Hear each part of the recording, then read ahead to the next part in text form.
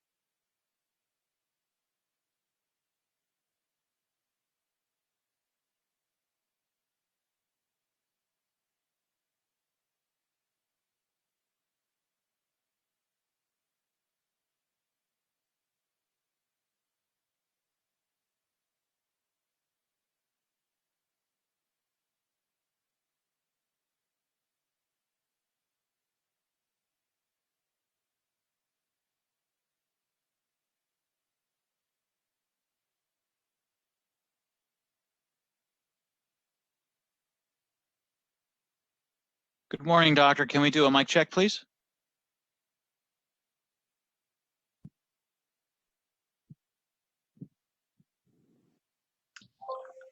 Hi, it's Yvonne Karanis. Can you hear me?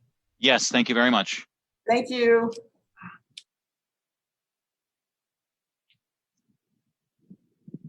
Good morning, Jeff. Can we do a mic check with you, please? Can you hear me now? Yes, thank you very much. Hi, Doug. Can we do a mic check with you, please? Yes, can you hear me? Yes, I can. Thank you very much. Thank you.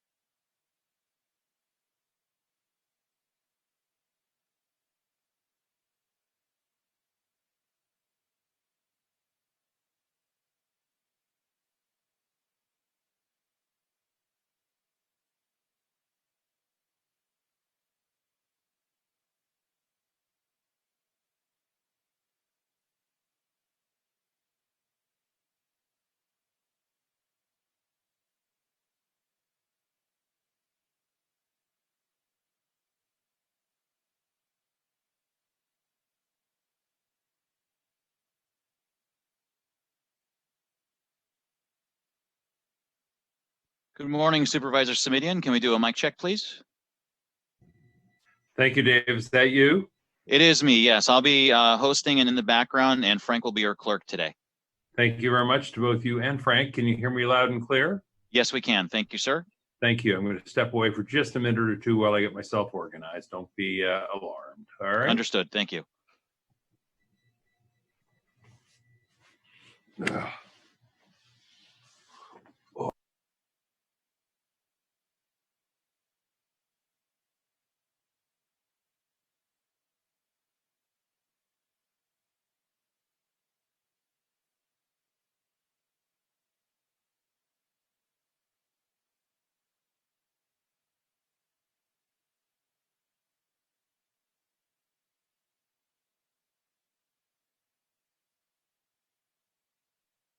Good morning, Bert. Can we do a mic check with you, please? Can you hear me? Yes, thank you very much. Thank you.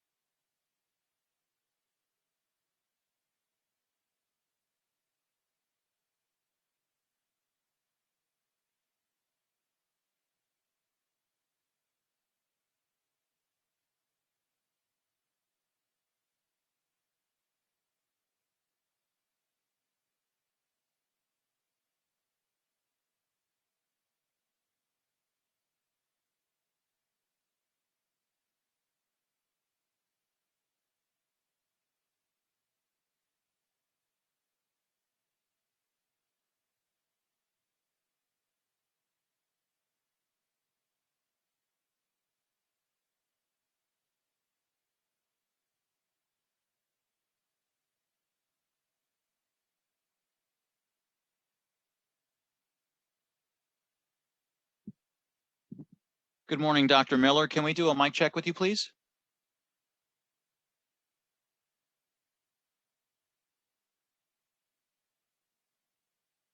Yes, certainly, I am here. We can hear you. Thank you. Very good, thanks so much.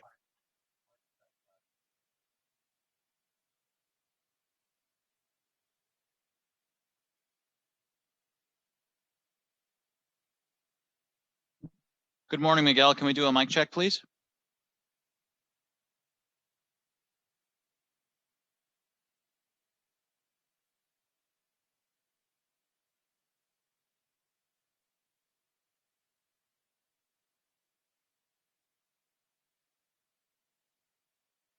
Good morning, Dr. Smith. Can we do a mic check, please?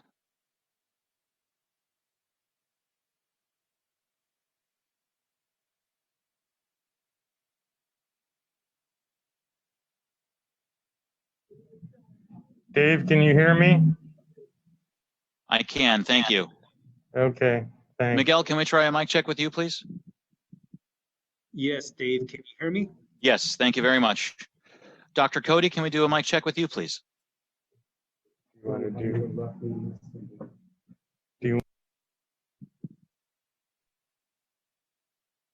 Hi there, can you hear me? I Can you hear can. me? Thank you, doctor. Yes. Great, thanks.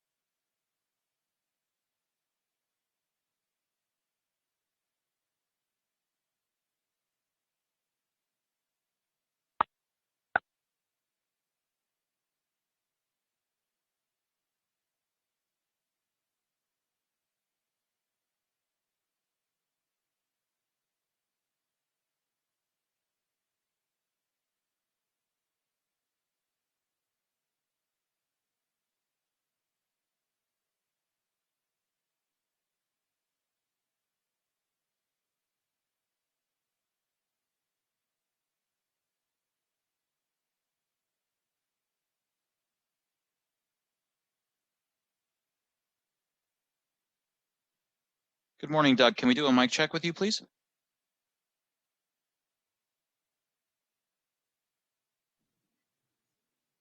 Which Doug? Sorry, Doug Koenig. Okay.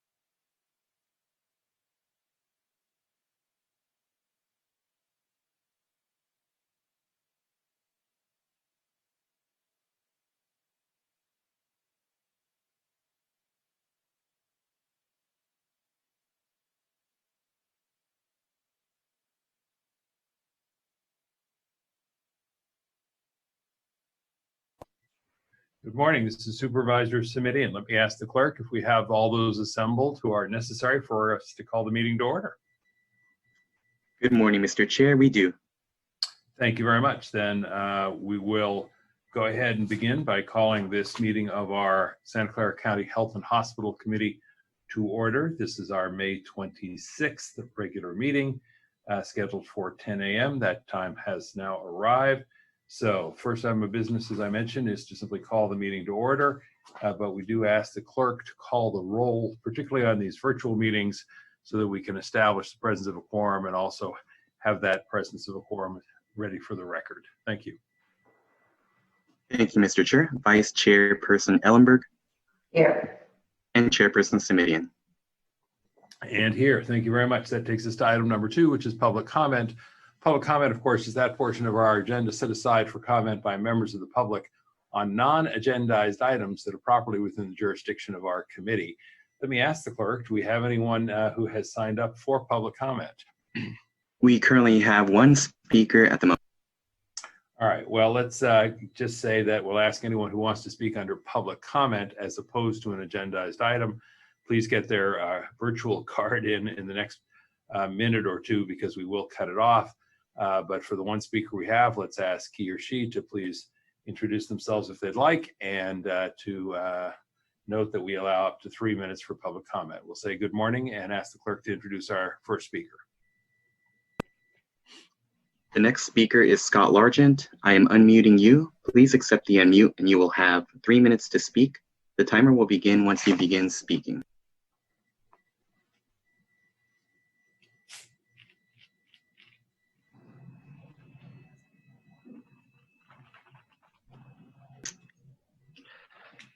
All right. Good morning, everybody. Scott Largent. You know, I'm down here at the county building, which has been like my second home of sobriety for about 4.5 years. And I'm watching a woman out in front today. And I try not to do this and be offensive, but I give a lot of people nicknames, and a lot of people that are mentally ill and homeless. It's hard to keep track of them. This gal is Tammy's twin sister, Tammy number 2. And Tammy has been a meth addict for a very, very long time. And I watch poor Tammy out here. She's absolutely on Planet Zool, has no idea what's going on. You know, she doesn't utilize any county services, any resources. She actually licks power outlets to get shocked so she can get a buzz off of that, which is really wild to see. She tears apart the new 5G network. I guess she really doesn't like that much. Destroys garbage cans, you know, just she kind of wrecks shop. But I worry that this woman's been on meth so long that she's on autopilot. Now, law enforcement has interacted with Tammy now since I've been around probably 250 times. So let's start getting out the pen and paper and start realizing what that cost. Now start realizing how many times the fire department showed up for poor Tammy. Now start realizing what facilities and fleet has to do when they have to clean up Tammy's mess. Tammy destroys stuff at your county building. Now, I'm not saying run Tammy off, but we have to have a better plan to figure out who Tammy is, how we can help Tammy, and where is Tammy's family.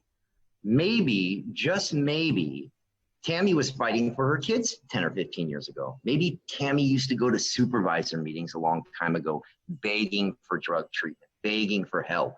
Nobody even knows anything about this woman. Everybody walks right past this like it's nothing else, like it's not a problem. And I focus in on a lot of this stuff because I was, you know, a drug addict in a previous life. And why is our county so asleep when it comes to a lot of this stuff? It reminds me of you know, a lot of martial arts studios. When they started going downhill, we used to call them McDojos. And they were like the Ernie Reyes schools where people could get black belts in damn near a year. That's what the county is coming across to me after 4 or 5 years of research. It's like a big McDojo. And it is just it's frustrating that you guys can't catch on to this stuff and help these people. And we're gonna have a lot of them out there right now, and it's gonna be the same thing. I don't know, suggestion, wake up, walk outside, figure out a better plan, because the current system is not working. And you know, I'm very excited that Tony Tolis is retiring, but we praise failure. I don't get it. Thank you. And thank you very much. Let me check with the clerk. Do we have additional speakers under public comment? There are no more speakers, Mr. Chair. Thank you. Then we will move on to item number 3, which is to approve the consent calendar and any changes to the committee agenda. Supervisor Ellenberg, items 9 through 16 are identified on today's agenda for our consent calendar. And if that's amenable to you, a motion to approve the consent calendar as contained in our published agenda, items 9 through 16 would be appreciated. I believe we had a so move from Supervisor Ellenberg. I will certainly second. Before we take action on that, let me check with the clerk to see if we have any speakers under item number 3, which is our consent calendar approval. There are no speakers for this item, Mr. Chair. Thank you. Then without objection and hearing none, we'll deem it approved, but actually it occurs to me again for the record, given our virtual meeting, we ought to ask the clerk to simply call the roll on item 3, approval of the consent calendar. Forgive me. Thank you, Mr. Chair. Vice Chairperson Ellenberg Yes. and Chairperson Simidian. Simidian, aye. Motion is approved. Thank you to the clerk for that. That does take us to item number 4. Item number 4, of course, is that portion of our agenda where we approve or consider and approve the recommendations relating to medical staff and our various allied health professionals at Santa Clara Valley Medical Center, O'Connor Hospital, and St. Louis Regional Hospital. Let me ask who we have with us today to present that item for our consideration and presumably some action in a moment. Good morning, Board of Supervisors. It's Yvonne Karanis. I am the president of the Enterprise Medical Staff. And so I'm here to present the credentials report for approval. In addition, under item 4B on the agenda, the attachment that is listed is incorrect. The correct document was forwarded to the clerk this morning and has been published. And so I'm therefore requesting approval of the first extension of temporary telemedicine privileges. And the last item is for approval is for the O'Connor surgery privileges for the Division of Oral and Maxillofacial Surgery. Thank you very much. Let me look to Supervisor Ellenberg, see if she has any questions. Supervisor? None today. Thanks, Yvonne.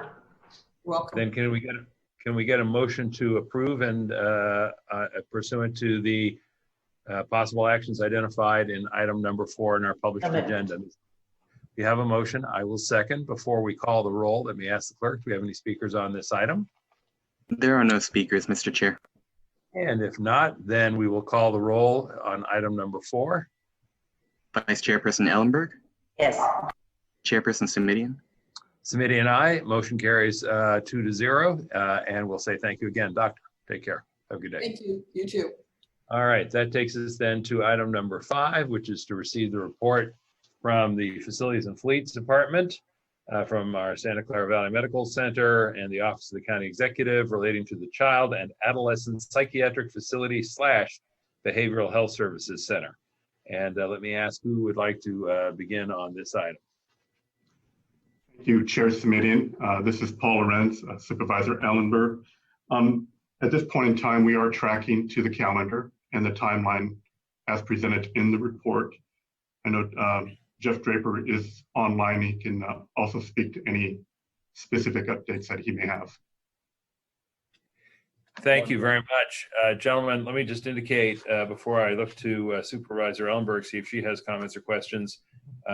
Here again, the material we have from staff indicates that we anticipate something called pre-design in March of 2020, which of course has come and gone, which means looking forward that on packet page 20 or page 2 of 4 in the report, we continue to have a plan for the future that indicates design completion by February of 2021, construction beginning on February of 2022, open to patients 2023. So my first question, Mr. Lorenz, is do we still believe we are on schedule? You know this question comes every month, of course. Thank you, Supervisor. Yes, we are on schedule. And I understand that in getting to that good place, we have assistance from a number of folks. So one of whom you've mentioned that would be Jeff Draper. Mr. Draper, are you on the call? I am, Supervisor. Thank you. And could I ask you to confirm that we still are on track to reach design by February 21, construction beginning February of 22, and open to patients November of 23. Is that still the schedule?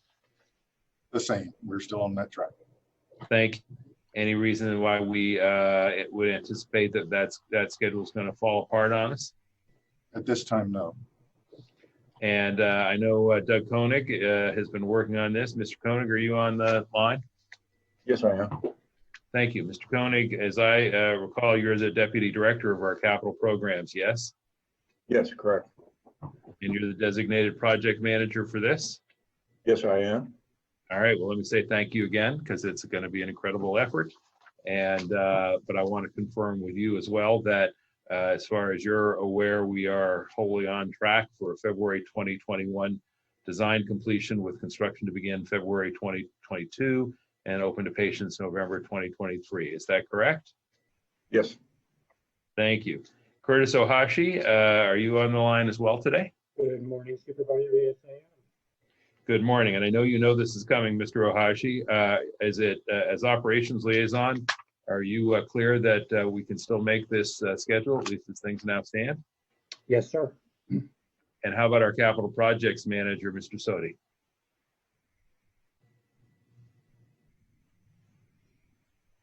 Is Kamal Sodi on the line? All right. If not, Dr. Smith, are you with us today?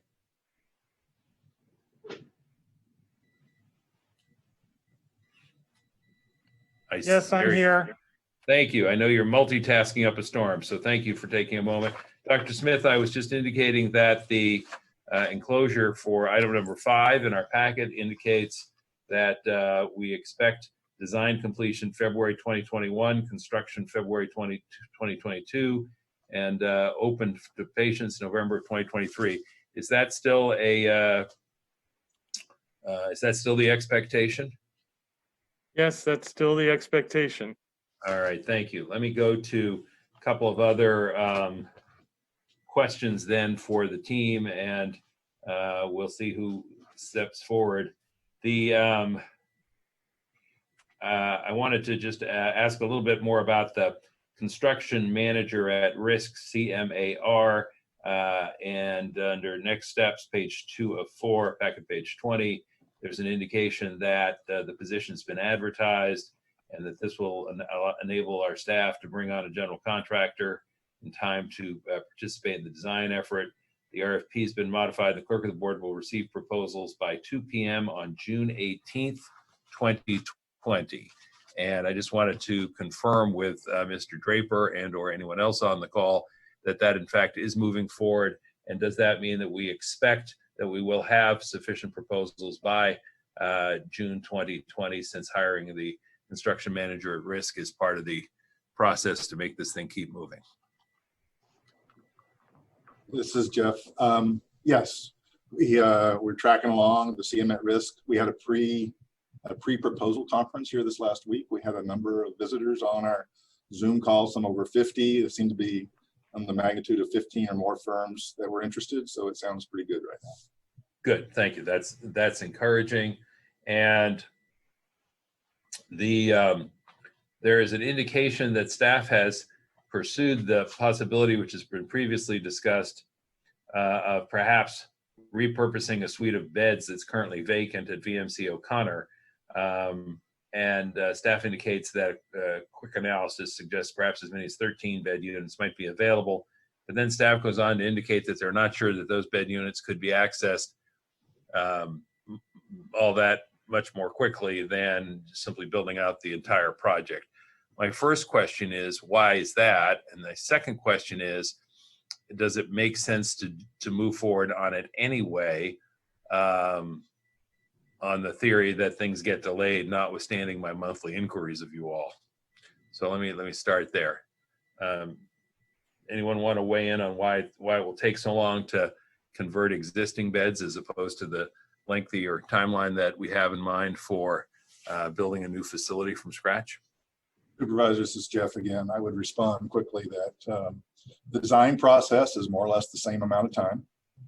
Going to OSHPD is still more or less the same amount of time. And then doing the actual construction conversion is more or less the same, maybe a little bit less, but not a lot less than the original, the current larger project. Dr. Smith, thank you, Mr. Draper. Dr. Smith, do you have a view about whether or not it might still make sense to pursue these other beds, the O'Connor beds? Yeah, I don't think so at this time, because it looks like it's not going to change our timing at all, because we switched to an alternate site for the adolescent psych facility, moving that to the parking lot across the street from the emergency room helps considerably with the timing because it requires less demolition. So I think at this point, there's not much sense in proceeding with O'Connor. What I'd like to do is keep that issue live and open until our next meeting for further discussion. I want to ask the staff to think about whether or not they're prepared to surrender that, what I'll call bird in the hand, and rely wholly on the two in the bush. And I'll just say, as one member of the board, if something craters on our ability to move forward with the larger project and we have missed this opportunity, that would be an unhappy moment. I'll let it go at that. Supervisor Ellenberg, do you have comments or questions at this point? Not on this item. Happy to move approval. All right, thank you. Then we have a motion to move approval. I guess the only other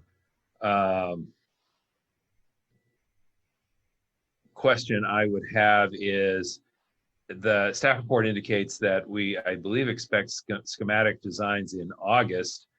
And I'm just curious if someone from the staff could tell us what happens then between that time essentially and the completion, the design completion and OSHPD submittals, which are currently scheduled for early next year. So we get something called schematic designs in August, and then we've got half a dozen months, it looks like, before we have design completion and OSHPD submittal. So what's happening during that intervening 6-month period?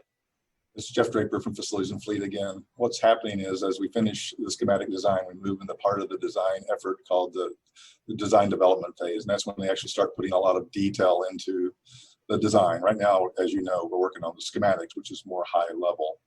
Once we get through the design development documents with the assistance of our construction manager at risk to help take out some of the risk within the project and help us plan how to schedule this out in such a way that we can accomplish the timeline that we're after. The next phase is to go to construction document development. That's when they finish up all the details, if you will, of both the design and the construction specifications.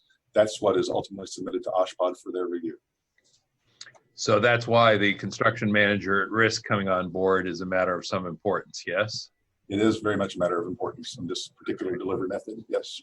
And not to put too fine a point on it, that means that in August, September, October, November, December, January, February, we are essentially looking over the shoulder of the folks who are preparing the design, saying, are we making progress? Are we making progress? Are we still on schedule? Supervisor Samiti and Supervisor Ellenberg are going to ask us if we're still on schedule. Is that what's happening during that period of time?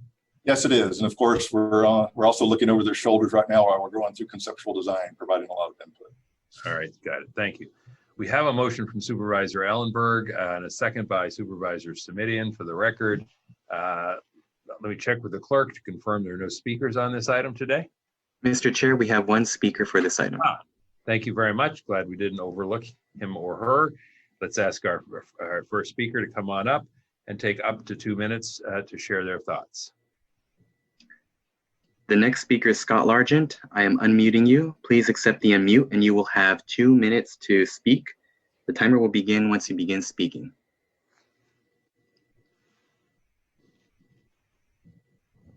Good afternoon, everyone. This is Scott Largent. I always like to chime in on the issues involving our psych ward and our behavioral health system here in Santa Clara County. You know, I have to get more up to speed on the agenda packet to realize the change of the location to put it across from the emergency room, across the street from Valley Medical. My concern is we're going to focus on adolescents, which is very important. Don't get me wrong on that. But the amount of mentally ill meth heads that we have in our community right now, where are they going to go? Now, I go out to this location, the Unload Pavilion. I sit across the street and I watch the people that are taken in. Now, not only do I film the police stop, I film the interaction when they get there to the psych ward. Why are we releasing people in 4 to 6 hours? I thought holds were supposed to be for 24, 48 hours, 2 weeks, 1 month. I'm confused. Now, I'm also confused right now that we're building all these new facilities and our existing ones look just so tore up. Do we run them into the ground and then the public thinks that we need to go spend all this money on a new facility because we've been beating the dead horse for 30 years? I'm not understanding this. And when I go over to this behavioral health system over there, I'm not seeing the people coming in and out. I mean, the walk-in type of business. I bring people over there that are going through a psychosis that are just, pardon my language, batshit nuts. They're turned away and they're put back out into an environment that they shouldn't be in, out there smoking dope, getting in fights, getting in trouble. I am very confused why this doesn't work so well. We're in Silicon Valley. I'm sure this new facility is going to be really, really great. And then we can just keep shoving more people to that back section of Valley Medical that aren't going to get adequate care services. So, okay, that's about it. I appreciate everything. Thank you. Thank you very much. Let me just confirm with the clerk that that was our only speaker on this item. Yes, no more public commenters. Thank you very much. Then we do have a motion to approve by Supervisor Ellenberg, which has been seconded by myself. Supervisor Simitian for the record. We'll ask the clerk to call the roll. Vice Chairperson Ellenberg, Yes. Chairperson Simitian. Yes. And Mr. Clerk, by my count, that means the item passed 2-0. Is that what you got? That is correct. Thank you. Thank you. That takes us to item number 6, which is a verbal report from both the county administrator and our public health officer, Dr. Sarah Cody. And let me ask who would like to begin the presentation today.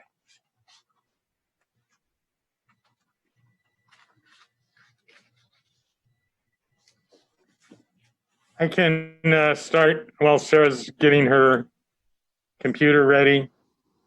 As you know, we have an extensive report on the regular agenda this afternoon, so we asked Sarah to give a short verbal report, which she will give at this point.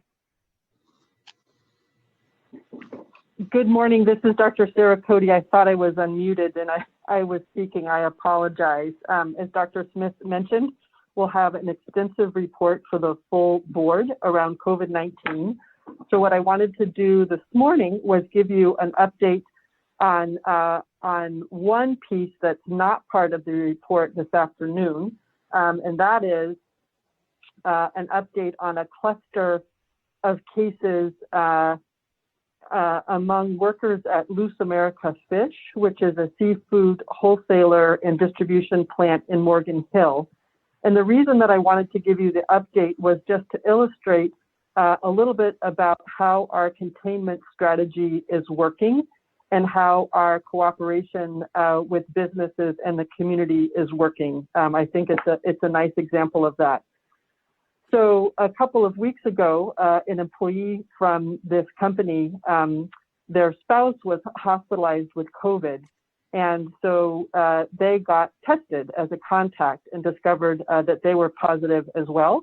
They informed their employer, Loose America, which then took responsibility for notifying contacts to that employee within the company, putting them on quarantine and ensuring that they got tested. So we learned of the cluster when reports came back of other employees in the company that were positive. And then the county stood up testing in collaboration with the company. And over the course of a day, tested everyone there and identified 38 more people who were positive from the company. And so all of those 38 people are now, of course, no longer at work, and we will be returning to repeat testing to ensure that any contacts to those cases haven't become positive as well. So I just wanted to provide that little update. This is information that's new as of yesterday when the results just came back. And we county staff will be returning again to support the company and do repeat testing on Wednesday. So again, as I mentioned, and as Dr. Smith mentioned, we do have an extensive report back to the full board on every aspect of our response to COVID-19. But if there are questions that you think we may not cover later, we are happy to answer those now as well. Thank you very much. Here's what I'd like to do, and I'll look to my colleague, Supervisor Ellenberg, see if this is agreeable to her as well. And thank you for that, Dr. Cody. You all will recall that we had a special hearing on the subject of testing just a few weeks back now. Everything seems like it was just a few weeks back now. And that was, I thought, very helpful. We were able to use that hearing for what I would call a very helpful overview in the initial part of the hearing with the panel we had, and then with the help of a panel comprised largely of county staff, we had sort of a more operational conversation about, all right, what does it take to get our testing numbers to the place we would like them to be? I know at the time, Supervisor Ellenberg had a number of what I'll call more detailed questions that were specific to county operations particularly, and she was kind enough to put some of those on hold, but I had assured her at the time that we'd have some opportunity today to follow up on them.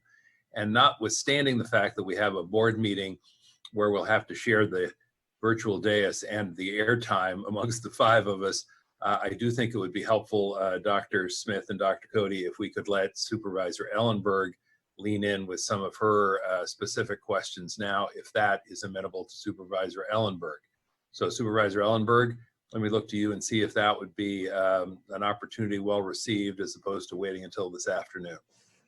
There are a number of questions that I would like to ask this morning that particularly connect to Dr. Cody's general comments. Thank you. And of course, we have what I believe was a 50 page document that was made available to us just yesterday. I don't know about others. I've been able to get through some, but not all of that. So that will give us a chance to tee up issues that perhaps if they can't be fully addressed this morning, could be more fulsomely addressed later in the afternoon. So that being said, I'm going to ask Dr. Cody to stay with us, Dr. Smith and the rest of the team, and I'm going to turn to you, Supervisor Ellenberg, for questions. And my role is only to play air traffic controller if I need to get the right person to land on your question. Go to it. All righty. Thank you, Dr. Cody. And I thank all of the participants who got the very extensive report together for us last night. I'm going to focus my questions during this meeting just on the contact tracing, case investigation, and isolation and quarantine aspects. Let me just start by saying that I'm concerned about the reliance on volunteers, both for the stability of the workforce and the responsibility of managing sensitive information on residents. I'm also concerned about developing a team that is representative of our diverse community, including disproportionately impacted groups and neighborhoods.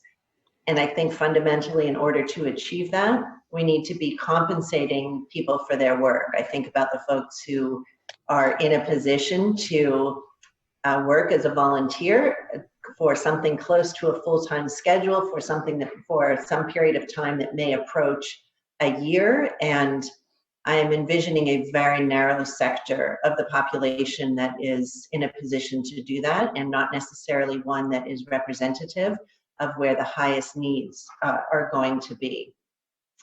My referral a couple of weeks ago requested consideration of rapid hiring, CBO engagement, and other strategies. And those don't seem to be fully tapped into in the recruitment effort to date. So let me start with my questions then. Given that this is remote work with highly sensitive data, can you tell me a little bit about how we will be vetting community volunteers? Let me try that, Supervisor. As you know, we've hired Haluna as a adjunct to help us train and do the logistics and help us with the vetting. But the county will retain the responsibility to make sure that we vet people appropriately and that they're trained appropriately for handling sensitive information. What does that vetting look like? What are we looking for specifically in volunteers? What would we be concerned about? We're looking at their ability to work with the IT system and their willingness to collect the data and their understanding of the sensitivity of the data. We don't need health professionals, but we do need people who understand the complexity of the health system and make sure that they're willing to take on the responsibility for a period of time and consistently. We started by saying we wanted to have somebody who was willing to do it for a year. We've dropped that down to 3 months. We're also concerned with the same issues that you're addressing. Right now, we have enough staff to do the current positive numbers, and we're finding more individuals who are willing to take it on, as well as people who are on paid administrative leave from the county. We've been talking with the CBOs. They seem to have small numbers who are interested, but we're going to continue to talk with them about issues. We've also talked with other cities. We're trying to avoid committing to paying employees because that certainly would put a big hole in our budget. And we're already paying our individuals on paid administrative leave. So we will continue to work with it. If we get to a point where we're not able to cover the current identified positives, we'll have to rethink the approach. Have we set a target on how many county staff will be redeployed and any guidelines on proportional support from the cities? We don't have any targets at this point. We're really just playing it as it goes, because we certainly, particularly if we're gonna pay people, we don't need 600 instantaneously. So here's my concern. This is currently what I think should be our issue of greatest urgency, because it is the single indicator that is standing in the way of our being able to, or Dr. Cody's likelihood of further rolling back our shelter in place. And I think that it really is incumbent on us to not just take it as it goes, but to aggressively create a very specific plan that will fill those jobs. If we have enough now, that's terrific. I'm concerned that we didn't survey departments prior to last Friday. Given that, I'm not surprised that cities haven't committed to lend support. Do we expect that cities lend staff, that cities that would lend staff would seek FEMA reimbursement on their own for the cost of those employees? Well, first of all, we did survey county employees through a DSW review. So oh, good, right. We let them know that we're ready to reassign. In terms of the cities, we're unclear that this would be reimbursable by FEMA. As a matter of fact, it's probably not reimbursable by FEMA. It is reimbursable by the CARES Act material or money. So we're hoping that that would be something that cities would be interested in.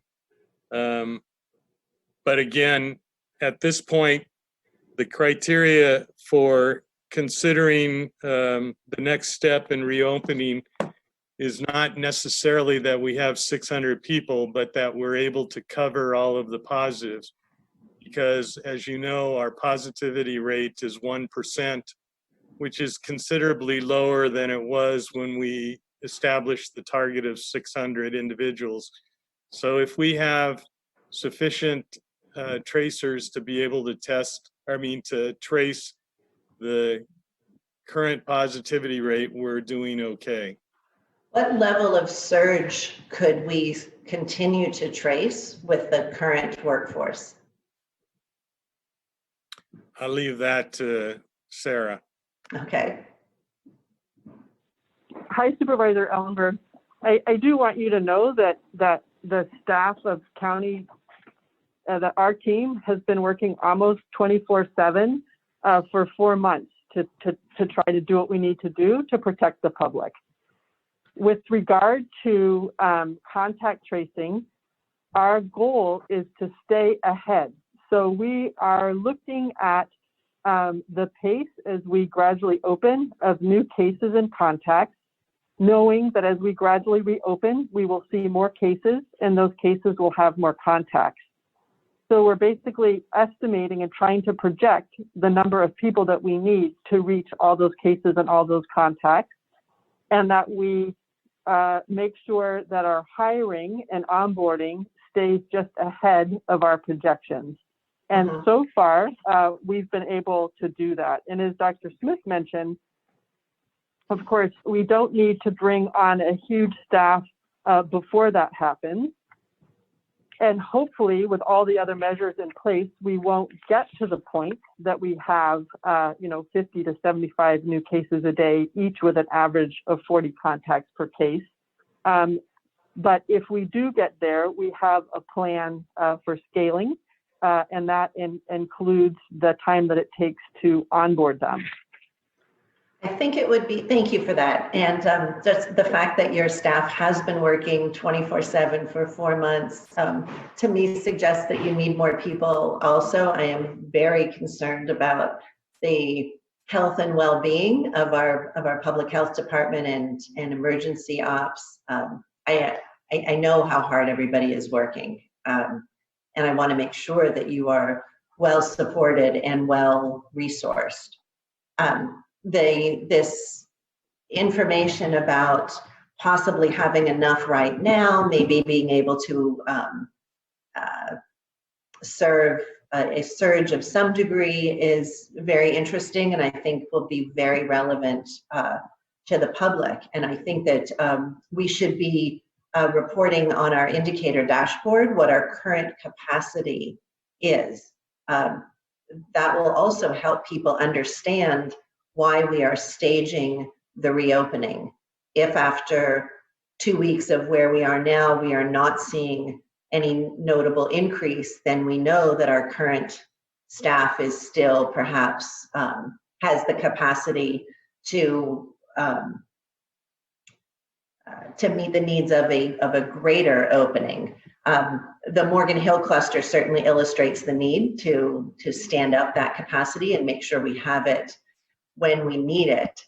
But we've got to be really clear on our messaging. If we have made a lot of public statements about the need for 680 tracers, I understand that Supervisor Chavez and Dr. Smith are doing a press conference to, or an action of some sort, to attract more volunteers. The messaging isn't consistent with what I'm hearing right now. We don't necessarily need those volunteers right now.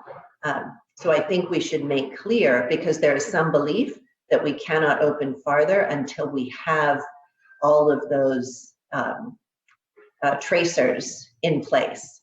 So I would urge you at the next opportunity for a public statement to clarify that this is potentially a growing need. And right now, maybe we're looking more for people to be on standby, pre-vetted in case we need them at some point.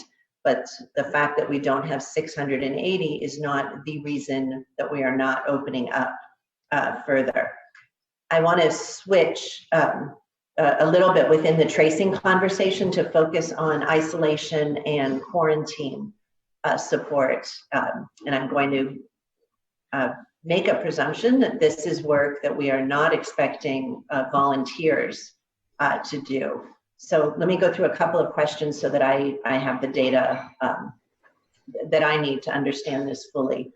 What is our current untapped hotel/motel capacity that can be used for isolation or quarantine housing? I know that the report notes that 706 rooms have been obtained. How many are occupied versus still available?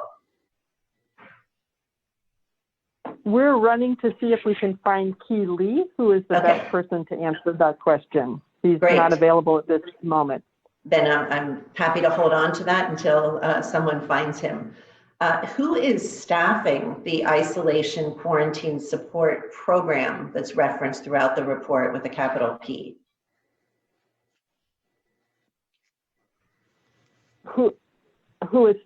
We are developing a template, which we're testing here in the unincorporated areas, sort of a playbook.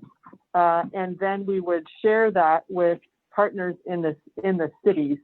I see, just one moment.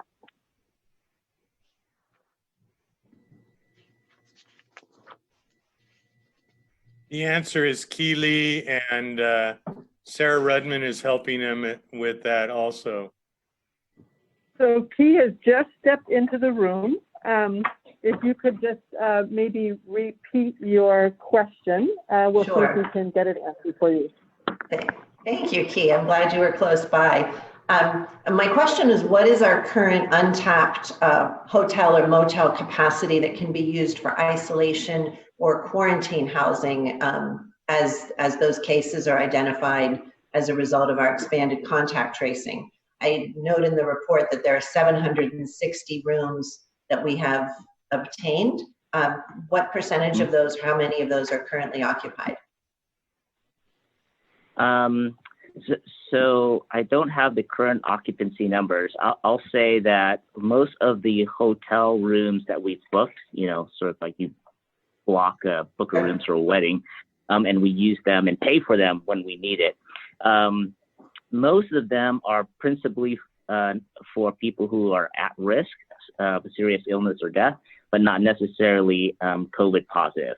In fact, we have, and part of that reason is many owners do not sort of want that population. Having said that, we have 2 hotels that can accept COVID positive or PUIs, persons under investigation. One is not being used for that purpose right now because we don't currently have that need. The other one, we have been using it since middle of March or end of March. We have access to the total number of rooms there, which is about, I can confirm, but I think it's like around 63 or 68. But so far, we've only, at any given time, only used about somewhere between 15 and 19. Okay. So if we had a big surge, we can isolate COVID positive persons at this particular hotel and motel. Knock on wood, we haven't had the need to max that hotel out for now. And the one that we're not using at all, how many rooms do we have available to us there? I can grab that for you maybe in the next 32 minutes. Yeah.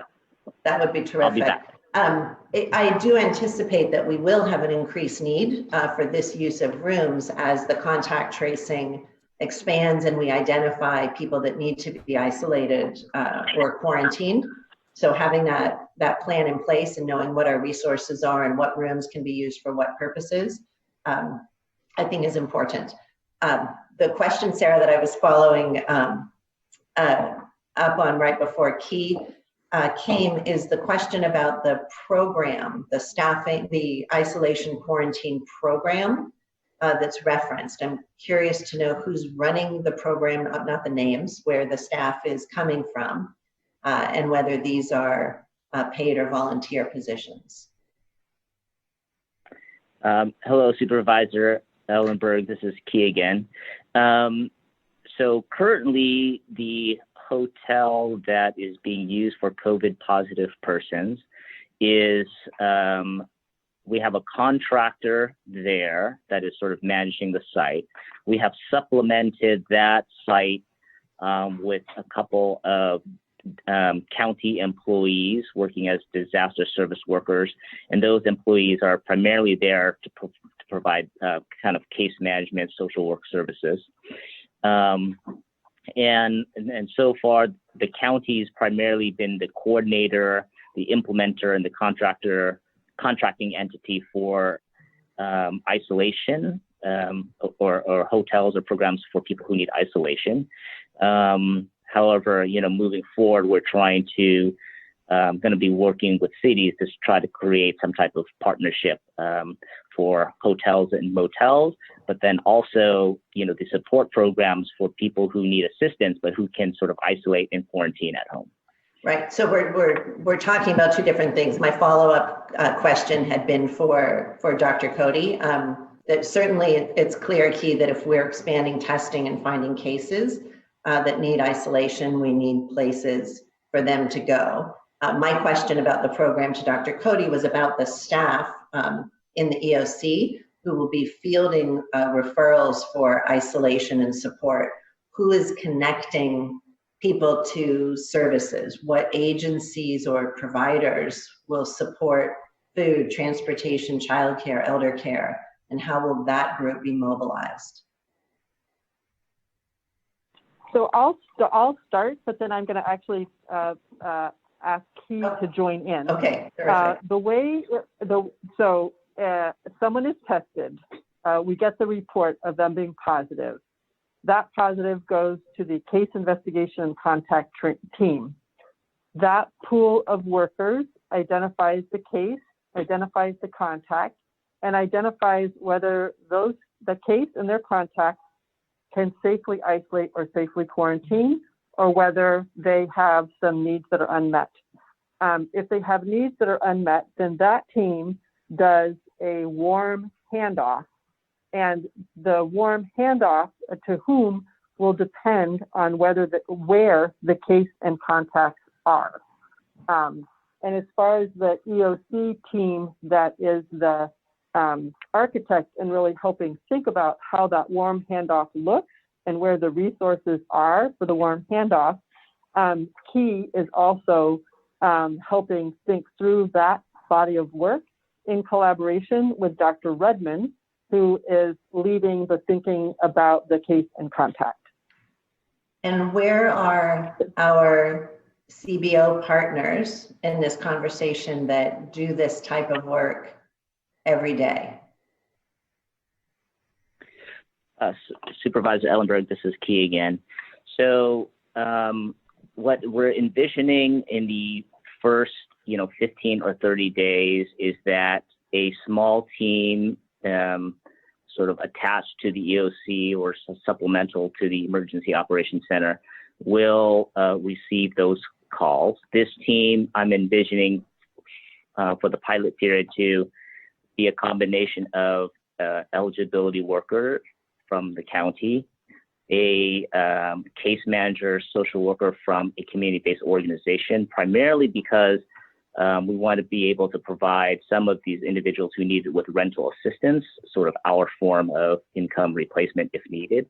And then probably someone from our CAN 19 center or the call center that initially Office of Labor Standards Enforcement set up. And then once we understand sort of the workflows and needs a little bit better, we can figure out how we maintain the staffing and whether that needs to be contracted out or not, and then take it from there. Well, hope that was helpful. Yeah. The report states that after July 1st, the county intends to step away from coordinating supports. What is our plan then after July? And certainly given the potential massive cost to this, I understand that shared funding may be needed. What coordination on funding and partnerships on these programs, whether with cities or other organizations, are happening? Yeah, I think even after July 1st, the county will possibly play two roles. Definitely one, to ensure that the isolation quarantine support services are provided for the unincorporated county residents. And two, here at the EOC, we'll continue to coordinate the strategy and the strategy with everyone else. And we're trying to use this month to work with each of the cities to share what we think about how a program could operate and potentially how they could be a partner and try to help us fund some of those services. Operationally, I think for people who have to be moved to a hotel and motel, we already have a system in place where the county is in the lead. Probably, the thing that makes the most sense for individuals and for some cities, I think, is that to continue that. However, they might pay for a portion of it depending on, who has to go and stay there. Thank you. I appreciate that. I know the time is running a little bit long. I'm going to just finish with 3 comments that may have otherwise been questions, but issues that I just want to make sure are on everybody's radar as this program develops. I want to understand how we are assessing the needs of referred cases or contacts to determine eligibility and the level or types of supports that are needed. What efforts are being made to notify employers in cases where somebody needs to be isolated? How do we prevent job loss? What is our strategy there? And given the need to reach working individuals to provide support so that they can isolate or quarantine, are we including evening coverage in the work that we're doing? So those might be pieces that can be addressed this afternoon or off agenda, but I'm going to keep, actually even better, would be for the meeting next week, the special HHC meeting that is going to focus specifically on contact tracing. So why don't those unanswered questions get teed up for that meeting, and we'll take it from there. Thank you very much. I appreciate the work that is happening, and thank you, Supervisor Simitian. Thank you, Supervisor Ellenberg. Let me follow up with a question that, at least in our board meetings and in our Health and Hospital Committee meetings, has only been touched upon briefly in my recollection. And I want to give Mr. Press, who I believe is on the call with us, a heads up that we want to engage him as well. But first, I want to get my terminology straight. The words isolation and quarantine get used fairly frequently in the course of these conversations about contact tracing. Dr. Cody, do I understand it correctly that isolation refers to folks who have in fact been identified as being COVID positive, and that quarantine refers to folks who have not yet been so identified, or am I muddling 2 concepts? Please make sure I don't muddle. That's correct. Isolation refers to isolating a person who has an infection, is an infectious. Quarantine is where someone has been exposed to an infection, not yet ill or positive. And that would be a quarantine, and they're frequently confused. Thank you. And the question I have for Dr. Cody and or Mr. Press and anyone else who's on the line who can help with it is, under what authority are these orders issued? I'm talking now as a legal matter, and how do we ensure compliance if folks are anywhere from somewhat resistance to absolutely opposed? I'm asking the questions because I think we've all seen the sort of pushback from at least some significant minority in the community to some of the shelter-in-place orders. And if we go down this path of having 1,000 new folks involved in contact tracing with 600, 700 specifically doing that work, I'm asking myself the question, which is, what happens when somebody says, no, thank you? So let's say someone is identified and would be a candidate for isolation. what is the legal process by which that occurs, and what does that entail, please? Well, this is Douglas Press. The authority for the public health officer, the health officer, Dr. Cody, is exceedingly broad. So I guess my question back would be, it's one thing to have authority. I guess the other question would be, how far do we, and maybe this is your question, how far do we go to exercise it? Because the authorities to mandate quarantining and isolating of people is relatively speaking in American law quite ancient and well established. So that to me is not really the issue. The issue is do you want to go down that path to secure compliance? Well, I guess my expectation and recollection, frankly, from some of the earlier conversations we had going back to January and February in this same Public Health and Hospital Committee meeting, is that with the very earliest cases that were identified, who I believe were folks who had traveled before we were more aware of community transmission, that there were in fact households that were in isolation and or quarantine. And my question would be, was that done pursuant to some formal order that had legal force and effect, as opposed to simply a request or suggestion?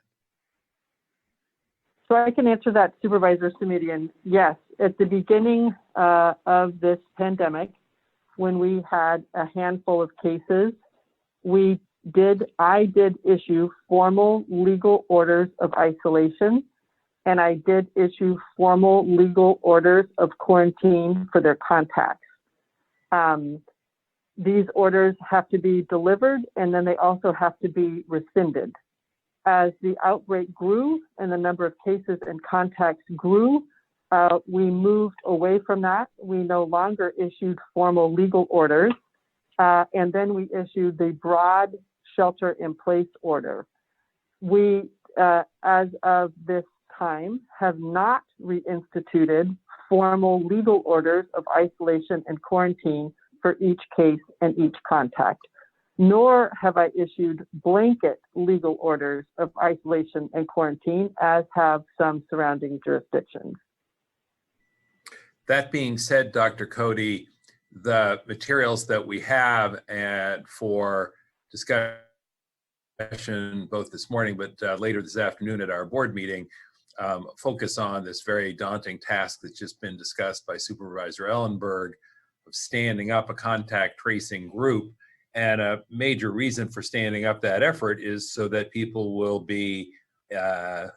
then move to isolation or quarantine if they are identified as appropriate candidates for isolation and quarantine. Do I have that right?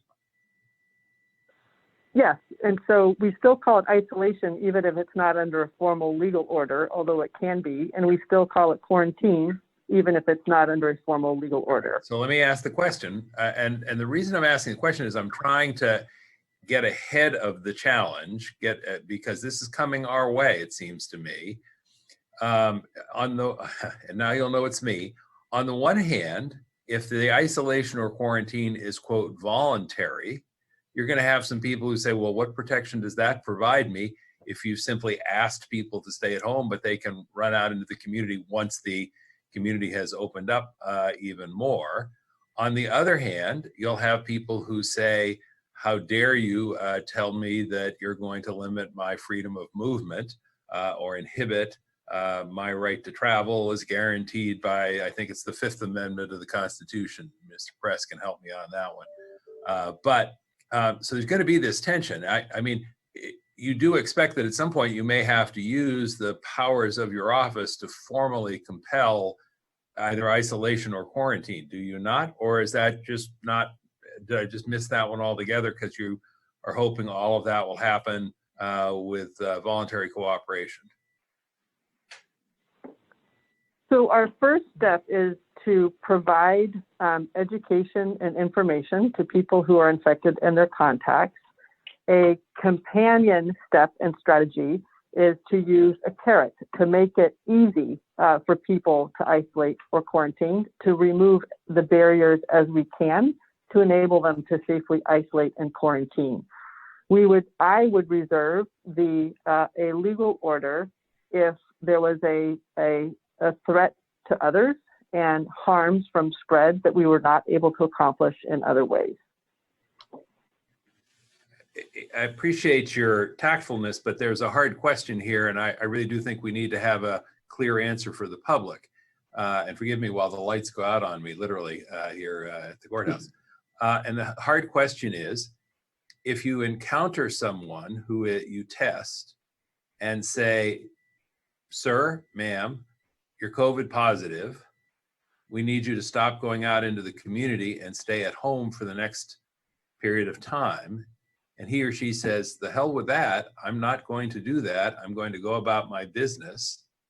Then the question is your only remedy, or is your practical remedy essentially a stay-at-home order that has legal force and effect?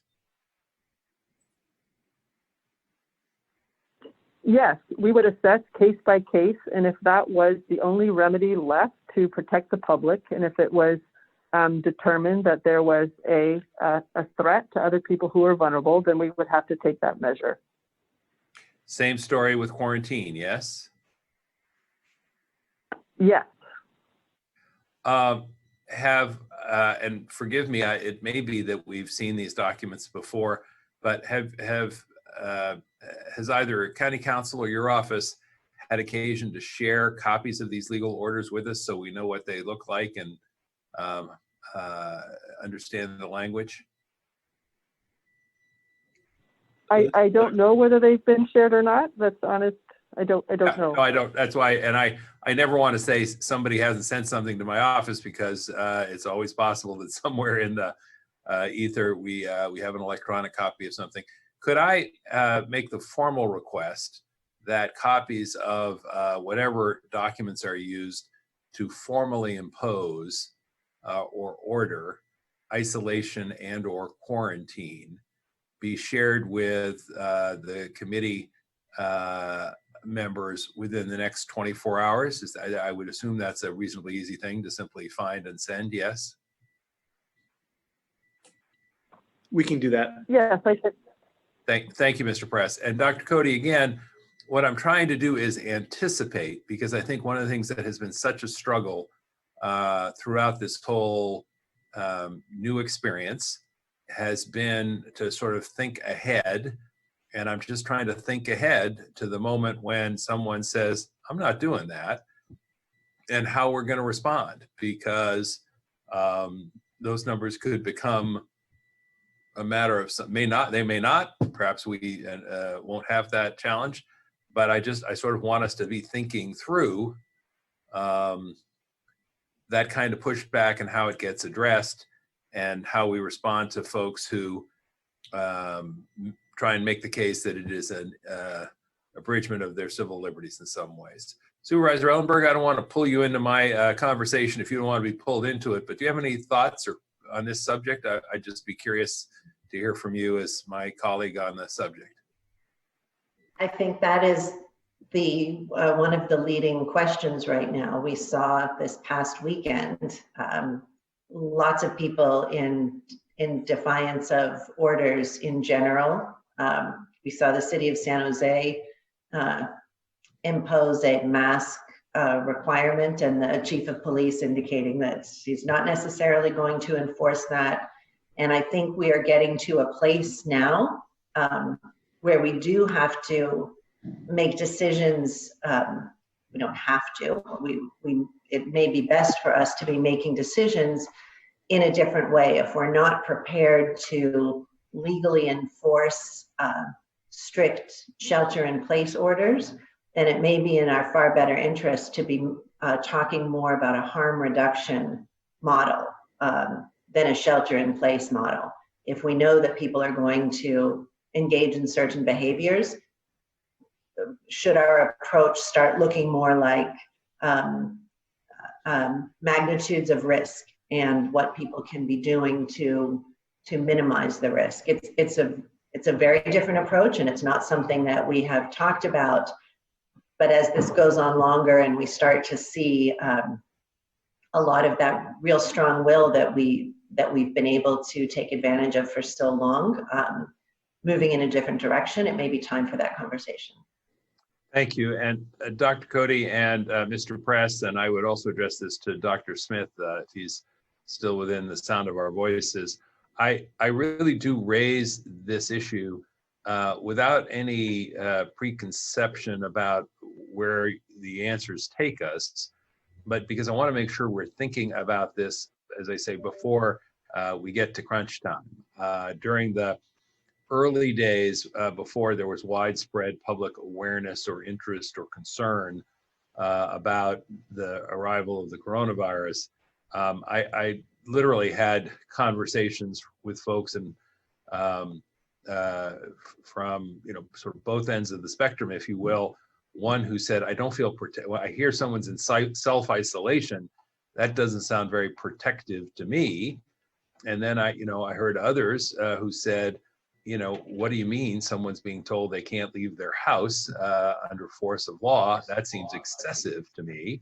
And there are going to be a range of views on this subject. And to Supervisor Ellenberg's point, thinking about sort of how we walk ever so thoughtfully through that range of views and still get the job done is going to be a challenge.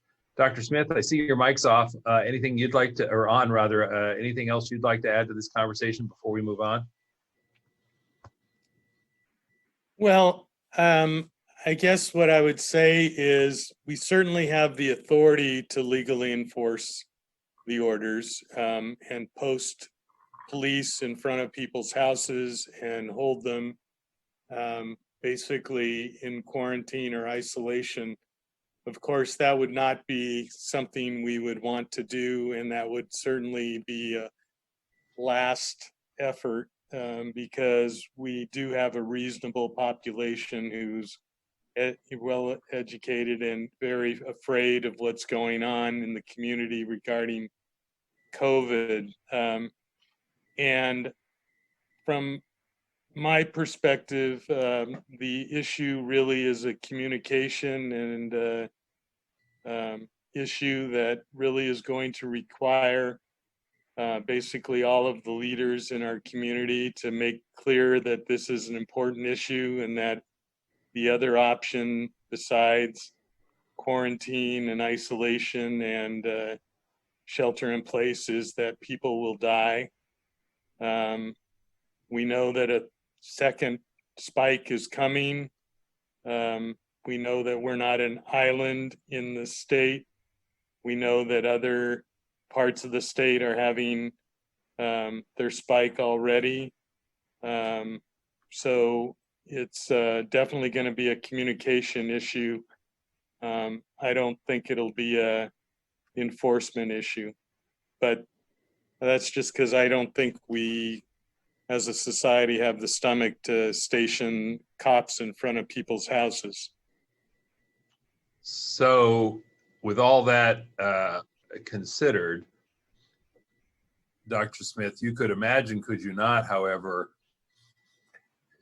that a month or two from now, when things have opened up and these contact tracers are doing their good and challenging work, that one of the folks they'll find is not someone who is symptomatic or testing positive, but who is one of the folks who has been in contact with and identified by a contact tracer as having been in contact with someone who did in fact have the virus.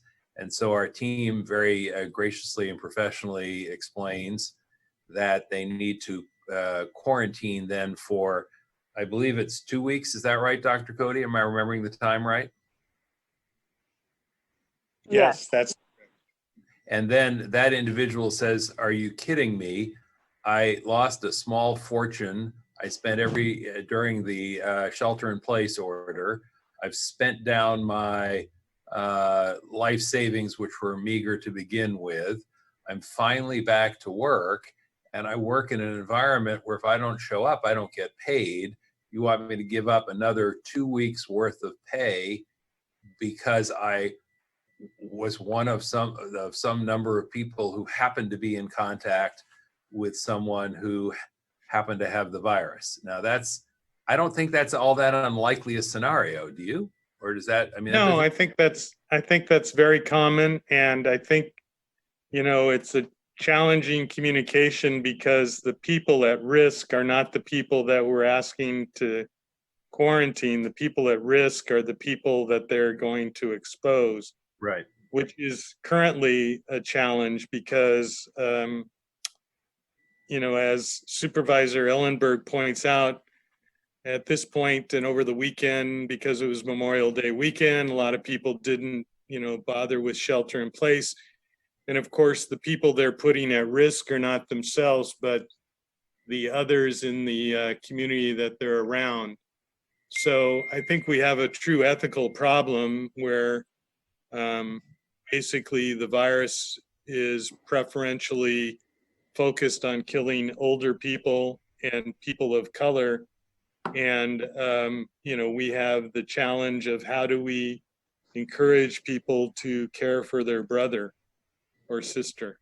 And my takeaway from this conversation, and then unless there's anything else from Supervisor Ellenberg, we can wrap up on this one, is that if I had to shorthand everything that you and Dr. Cody have just said, it is that we would prefer always to work with communication and cooperation rather than coercion. Is that the bottom line? Yes, definitely. Okay. We have trust that people will do the right thing. Thank you both very much. Challenging issues. Supervisor Ellenberg, if you're good, understand that there'll be some other opportunity this afternoon to follow up, and that for staff, just a reminder, there were the 3 issues that Supervisor Ellenberg laid out that I know she does want to hear back on. If that's amenable, Supervisor, a motion to receive the report from the public health officer as identified as agenda item number 6 would now be appropriate. We have a motion by Ellenberg and a second by Simidian. And before I call the roll, let me just ask if we have members of the public who are teed up to speak on this. I turn to the clerk to give us that information. We have 2 speakers, Mr. Chair. Please, let's ask them both to tee up, and we'll limit time for both to 2 minutes, which is the custom and practice of the committee. The next speaker is Scott Largent. I am unmuting you. Please accept the unmute and you will have 2 minutes to speak. The timer will begin once you begin speaking.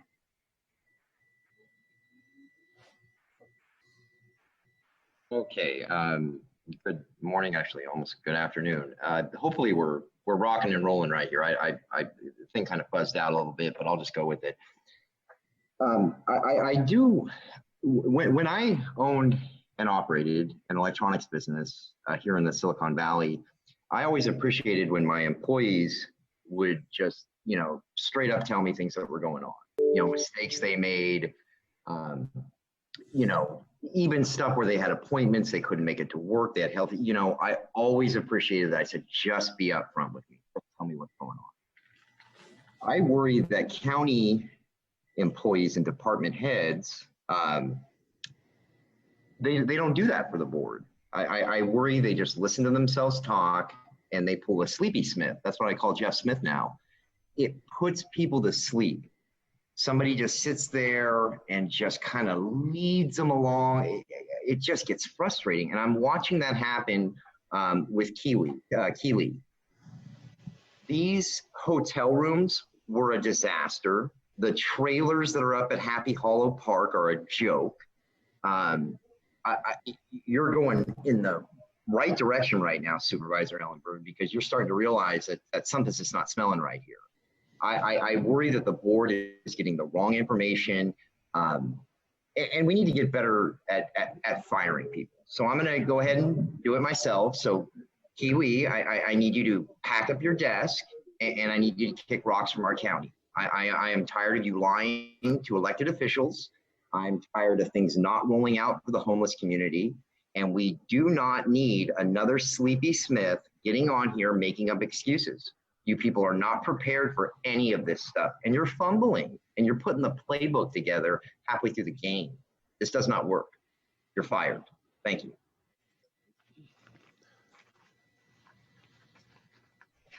The next speaker is Elias Madrid. I am unmuting you. Please accept the unmute and you will have 2 minutes to speak. Once the timer will start once you begin speaking.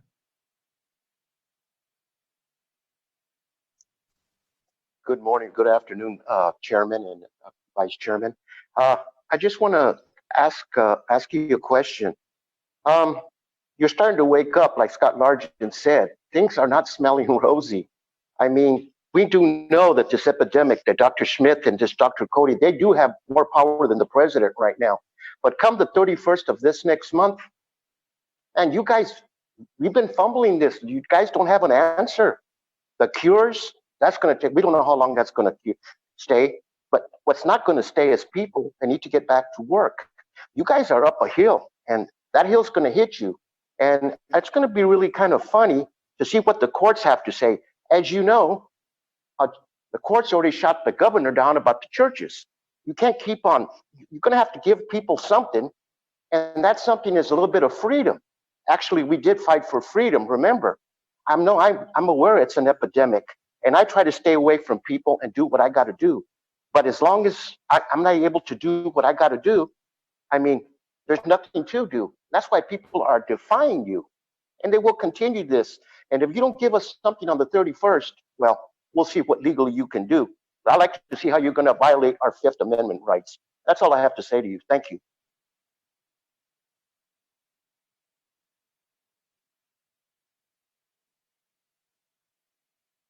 And Mr. Chair, that concludes the public comments. Thank you very much.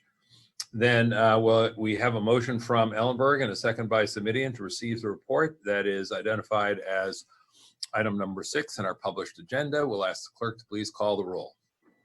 Vice Chairperson Ellenberg. Yes. Chairperson Simitian. Simitian, aye. Thank you. The measure carries 2-0.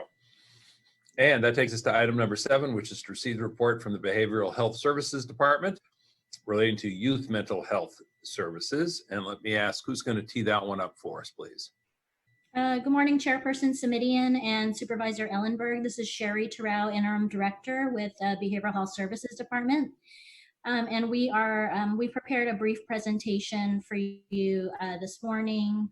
And I'd also like to introduce my co-presenters, Moretta Juarez, our Family and Children's Division Director, and Catherine Aspiris, our Schooling Services Director.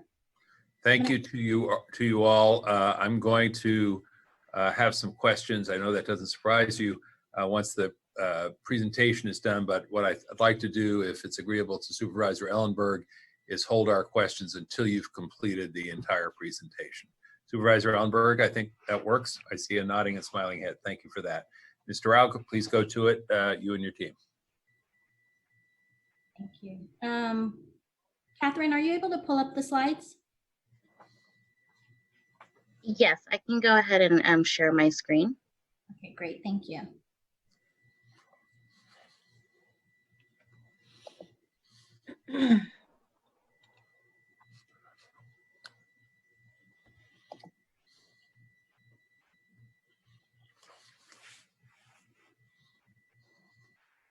Okay, great. So we're going to go ahead and give you several updates. The first is our COVID-19 behavioral health services efforts around youth mental health.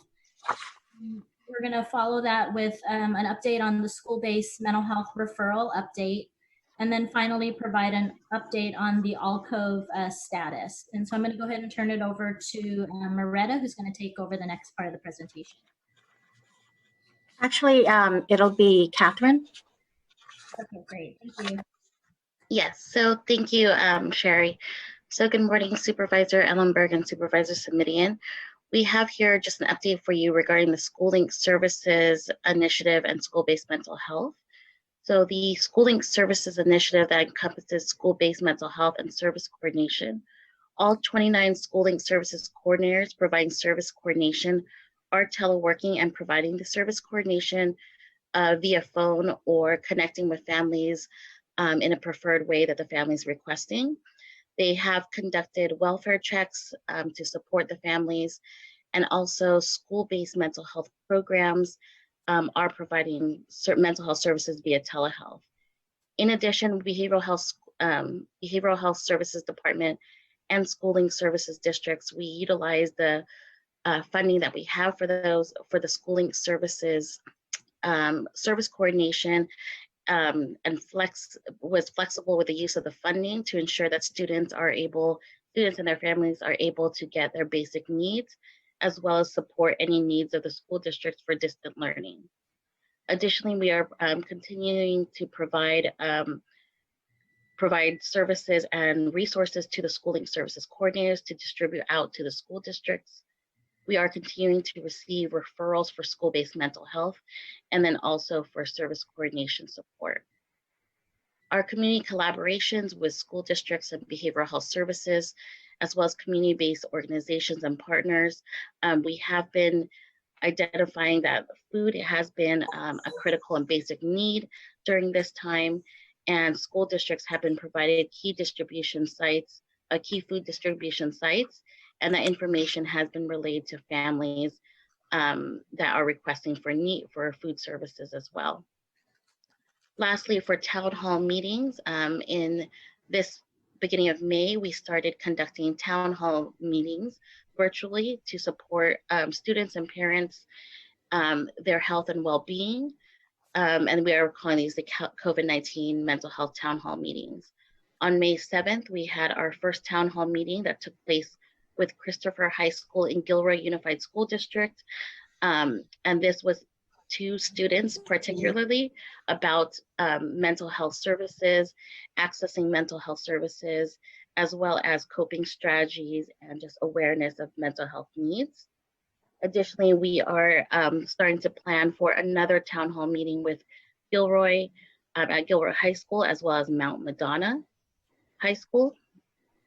And then on May 20th, Behavioral Health Suicide Prevention Team also held a town hall meeting for high school students and college students as well. Moretta will go ahead and share about the school-based mental health referral. Good morning, Supervisor Simitian and Supervisor Ellenberg.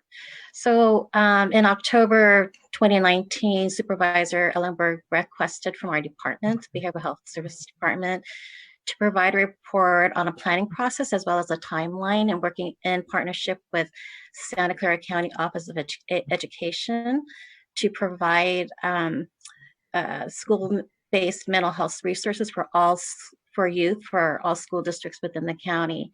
And from that, we provided in a report on December 19th, a planning process as well as a timeline that was presented.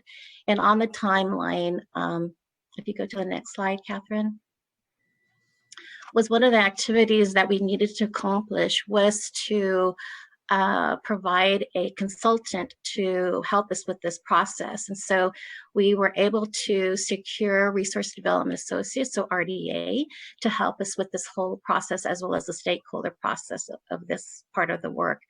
That contract was executed on May 12th, 2020, and last week we had our first meeting with RDA to start the planning process for the stakeholder meetings, as well as look at the timeline that was presented. So the next slide, Catherine. So this slide indicates a 7-month process. And so in our conversation with RDA last week, we're looking at actually a 5-month strategic plan to really try to expedite the process in terms of this gap analysis or feasibility study, and for this effort that we're looking at. And so you'll see that in month 1, we did have that process and timeline presented in December. We're currently assessing the Schooling Services Executive Leadership Committee, which pretty much is inclusive of all our schooling services school districts. And so we really want to, for this particular effort, to look at school districts that aren't a part of the schooling services school districts, and then really selecting a strategic planning team that encompasses behavioral health, County Office of Education, the evaluator, as well as the selected school districts as part of the effort. And so as you can see, that we actually have recruited and secured our consultants. So in month 2, We hope to do further research in terms of, other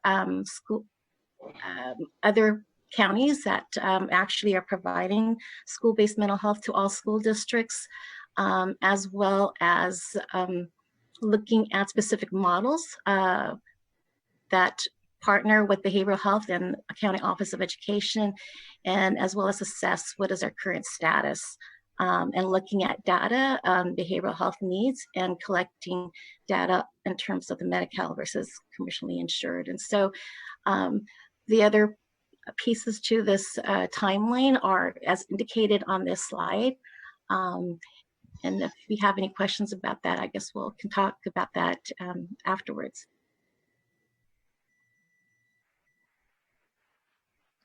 So I'll go ahead and share some ALCOVE status updates. For the ALCOVE program, we have been meeting, behavioral health has been meeting with Stanford University, our technical assistant contractors, and then Alum Rock Counseling Center routinely to develop ALCOVE structural supports, workflows, and processes, as well as outcome expectations. We have been meeting weekly and then also meeting at least once a month for a full planning session. We also are meeting with our data and evaluation contractor, which is also RDA, in creating identify indicators to measure during the ALCOVE project. And we have incorporated the youth advisory group to also participate in the data and evaluation, creating the plan and identifying indicators. We are working with Alum Rock Counseling Center as they are the leading agency to develop the community consortium for both San Jose and Palo Alto sites. And then behavioral health has also met with ambulatory and primary care physicians from both Santa Clara Valley Medical Center as well as Stanford University to begin discussing adolescent wellness and ALCOVE. Additionally, some updates regarding the facility updates. Due to the COVID-19 pandemic, there has been some delays in permit issuance for both ALCOVE sites. Our project manager from Fleet's Facilities and Fleet Department had let us know that the permit is currently under review for the city of San Jose. And then for the city of Palo Alto, the project status is at the pre-application stage. Once the permits are issued, renovations would be completed. The timeline is looking at mid-August for San Jose site and mid-October for Palo Alto site. Following the renovations and construction, it will take additionally 2 more months to complete walkthroughs, clearances, and furniture installation. We have met with FAF as well as their contractors and the Youth Advisory Board or the Youth Advisory Group to select furniture for both sites, and we have completed the furniture selection for our San Jose site. And those are all of the updates regarding these items. Thank you. So we're that you might have, supervisors. Supervisor Ellenberg, I have some questions, but why don't I let you go ahead? Thank you. Thank you for the report. I'm going to limit my questions specifically to the school-based mental health referral. I'm guessing that Supervisor Simitian will have ALCOVE well covered. Meredith mentioned that this work is being done in partnership with the County Office of Ed.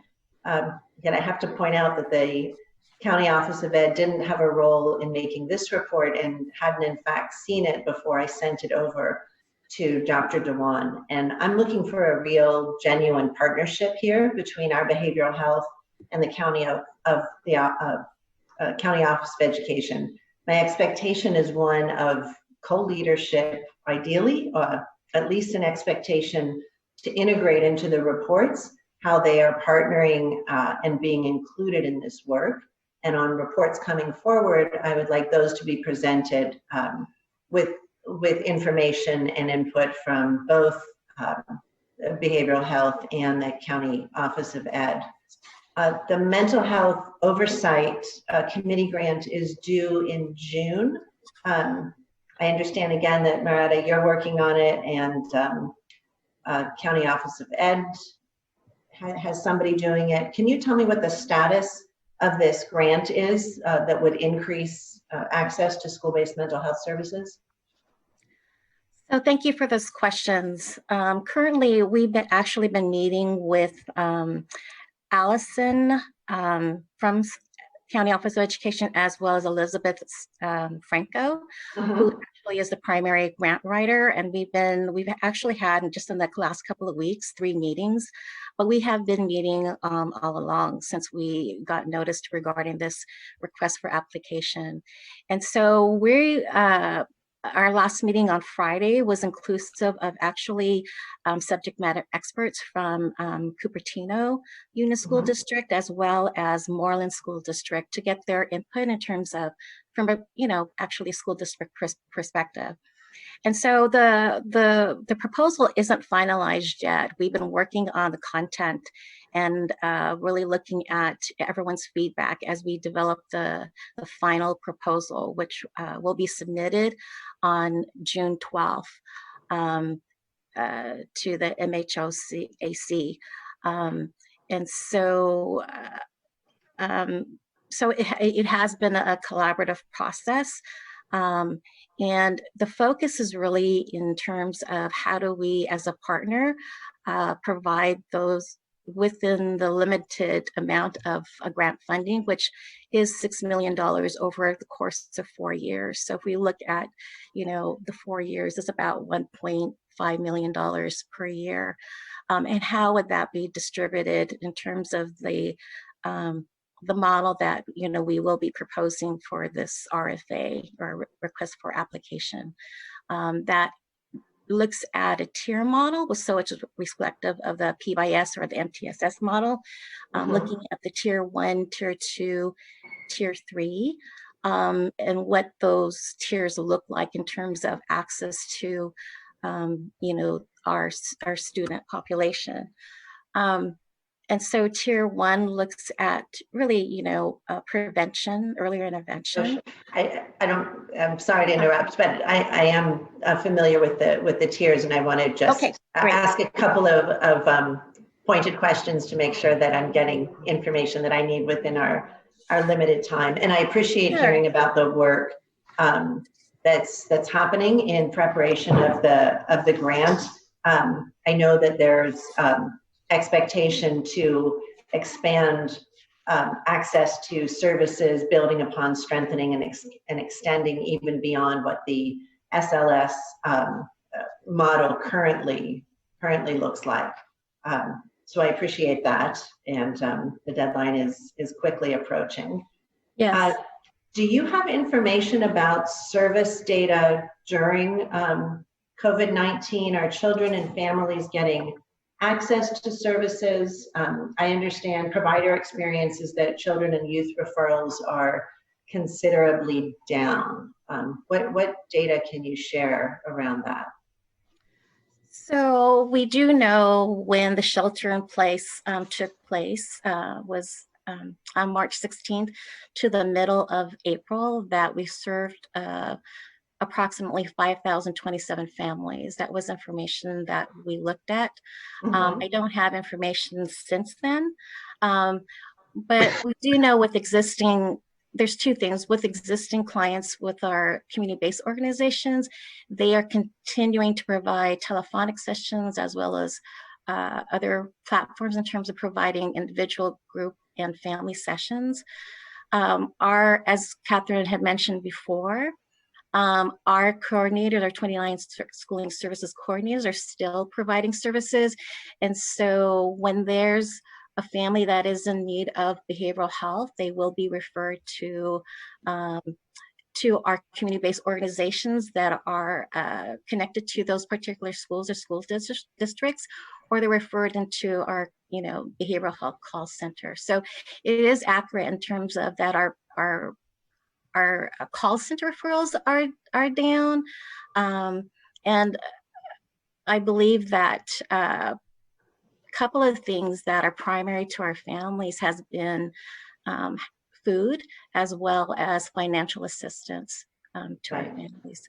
So, I think in our response in terms of letting families know that we're still fully operational and that our community-based organizations are continuing to provide services has been, through the distribution centers for the food. We've been distributing flyers regarding our behavioral health services. Our community-based organizations are continuing to connect with our schooling services coordinators and working closely with the school districts to let them know that they are continuing to be available. Yeah, they're very available and yes, concerned that the number of referrals is just down so far, and anticipating that the need probably hasn't plummeted quite as deeply. Are there ways that we can reach students directly? Reaching families is certainly helpful, but I think in many cases, so that's. Go ahead. It's the teachers, who see kids who are able to identify issues that kids may not have initiated on their own otherwise. And since they're away from those caring adults, it may not, the information to connect with services may not come from their parents. Yeah, so that's a really great question. I appreciate it. And I would go back to Catherine's report in terms of the town hall meetings. So we started with town hall meetings with Christopher High School. Actually, it was a coordinated effort between our department, our contractors, Rebecca's Children Services, as well as Community Solutions, as well as our Substance Use Treatment Services team. And our schooling services coordinator in Gilroy Unified School District. That actually was a positive response, and that the participants were actually students and family. And so that, I think because of that response and positivity in terms of that offer and learning and knowing about that the new services are continuing to be provided, as well as, how to think about how COVID-19 has impacted families. And so we want to expand that further into other school districts. So we know that 2 other schools in Gilroy Unified School District want to be able to provide that. But we're also looking at other school districts throughout the county as well, particularly as students and families and school districts think about moving, what will it look like in terms of school, so it's really important to have those conversations. And so, definitely looking at elementary school districts to provide those types of town halls. So that's one idea that we've initiated. Our suicide and prevention coordinator, Mago Lynn, also has provided those similar town hall meetings, and that town hall meeting, I believe, was last week on Wednesday, and that was geared towards high school students as well as college students. So we're looking at different ways to reach out to the community and kids. That's good, thank you. I'm going to just finish really with a comment. I would certainly still say that in-person services are the gold standard, but this has made very clear to us that that's not a model that can be sustained at all times. So whether we're talking about schooling services, which I hope eventually will have a connection with every school district in our county, or programs like Alcove, how do we future-proof them, for lack of a better phrase, so that when, not if, there's another significant event, youth don't lose critical access to care. I think that a priority that I certainly didn't have 6 months ago is that whatever we are putting in place is easily transferable back and forth between being online and being in person. Thank you so much for the report and for your work on this. I really appreciate the continued forward movement in the midst of this pandemic. You're welcome. Thank you. Thank you. Thank you all. Dr. Smith, I'm going to ask you for a little help if needed as I ask a few brief questions. And I'm going to ask staff if they could to be crisp in their answers. because I do want to save time, as my colleague, Ms. Ellenberg, correctly predicted, for a more wide-ranging discussion on ALCOVE and the progress there. But staying with COVID-19 efforts in youth mental health, I'm looking at the chart that deals with town hall meetings. We've had the discussion about Christopher High School, another one of these town halls being slated for Gilroy. Is there a crisp answer, please? How do you all go about deciding which schools or school districts are partners for these town hall meetings? What's the selection process? Hi, good morning, Supervisor Simidian. We initially did not have a selection process. The school, Christopher High School, actually approached the schooling services coordinator, and we wanted to pilot this first. And so we have been reaching out to our SLS coordinators. I know that we are nearing summer vacation, but we have been reaching out to our schooling services coordinators to see if they're interested in having these town hall meetings. We have recorded the meeting at Christopher High School, and they have placed it on their internal website. Similarly, if the high demands or if the need is there to do town hall meetings like this, we can also record it and then provide it to the schools. But we had not created a selection process. Right now, we're reaching out to coordinators and sharing the pilot that we did at Christopher High School and seeing if their school districts or schools are also interested. And if a school or school district that was not part of schooling services reached out and asked for the service, would that be something that you all are open to? That's something that we can look into. I have also met with County Office of Education a couple weeks ago to present to all of the school districts who was invited by County Office of Ed and talked about accessing services, as well as symptoms and behaviors that students may be exhibiting and that they may need a referral to mental health services. So we provided 2 sessions in the middle of May to share that information, and then that information was shared to all school districts outside of schooling services. So we can definitely look into that. Well, Supervisor, this is Sherry Terrell. If you do have school districts that are specifically interested in doing this, we'd be definitely open to having something with those schools or school districts. thank you. And let me just follow up on that for a moment. Going back 25 years to when I served on the board with Supervisor Blanca Alvarado on what was then known as the Children and Families Committee. Schooling services deals with a host of other service needs over and above, in addition to mental health, yes? That is correct. That being said, mental health needs are needs that are identified throughout the community, even in non-schooling services schools, yes? Yes. You can see where I'm leading you here, and that is to the conclusion that I have, which I appreciate your willingness to consider, which is that I understand what our criteria are for schooling services designation, and we want our services to be delivered, on a needs-based formula.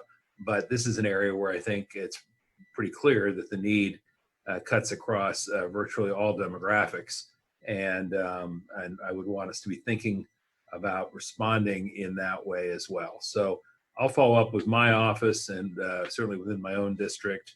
And I note with interest on the slide that in describing Supervisor Ellenberg's referral and request, that it ends with provide school-based mental health resources for youth at all school districts in the county. So enough of that. Then going to the 7-month timeline, that was the strategic process timeline. Could someone else just help me? I want to make sure I'm in the right place. Tell me, and where are we in that timeline? If I were to say, as of today, where are we? What month are we in? We're just between month 2 and 3. All right. Okay, between month 2 and 3. Thank you. And now I want to go to Alcove. And Dr. Smith, I'm going to pull you in here in a minute. I notice as I look at the program updates, it says that the Alum Rock Counseling Center, do we call them ARC as a shorthand or no? I think ARCC is how we sometimes refer to them. I'll call them Alum Rock for short. How's that? It says Alum Rock has been leading the development of the community consortium for both Alcove sites, San Jose and Palo Alto. Has that in fact been happening in Palo Alto? Yes. And Moretta, do you want to add anything about that? Yes, so we are in the preliminary stages in terms of looking at the consortium in Palo Alto simultaneously with San Jose site. I'm going to take preliminary stage as an indication that we haven't made a lot of progress yet. Is that fair or is that unduly harsh? Well, we've been meeting with Alum Rock in terms of looking at the process. And so we're looking at some of the written protocols for that process with Alum Rock. Does that mean that we've not yet actually engaged any of the Palo Alto folks with respect to the Palo Alto Center? We have not engaged with the Palo Alto folks yet. Okay. Then I noticed that it also indicates that we're supposed to have a youth advisory group. And I do remember trying to help publicize the availability of spots on that youth advisory group. Do we have one in both venues, San Jose and Palo Alto, or has that not yet been stood up? No, we do. We have a youth advisory group for both Palo Alto and San Jose. And remind me how large they are, please. Ballpark. Ballpark. I think there's about 10. Catherine, you can provide the actual number. There's actually about 20. 20, and then they're going through a new recruitment process for next fiscal year. And is that 20 per group or 20 in total between the two sites? 20 in total. Got it. So 10, roughly 10 on each site? Yes, roughly 10. All right. Presumably those are names that you could share with my office, yes? Yes, we can share those names with you, Supervisor. Thanks very much. Now, I want Dr. Smith to point out that I'm looking at my, and this may make Supervisor Ellenberg smile on the subject of inventory items. I'm looking at my inventory item referral dated June 14th of 2016. 2016. So that's 4 years ago on something that was then called Headspace. We have now been at this long enough, Dr. Smith, that they've changed their name to Alcove. And the site in Palo Alto, still not open. And still not open, notwithstanding the fact that we were able to benefit from what is sometimes referred to as sovereign immunity, intergovernmental immunity, meaning that we're not obliged to conform to local zoning. I understand that there are still local building requirements for the owner of the property to go through. When I look at the phrase, the application with the City of Palo Alto shows the project status of the pre-application stage. To me, a reading of that language would be that we've not yet even applied for approvals. That's usually what pre-application would mean in the common use of the term. Is that where we are?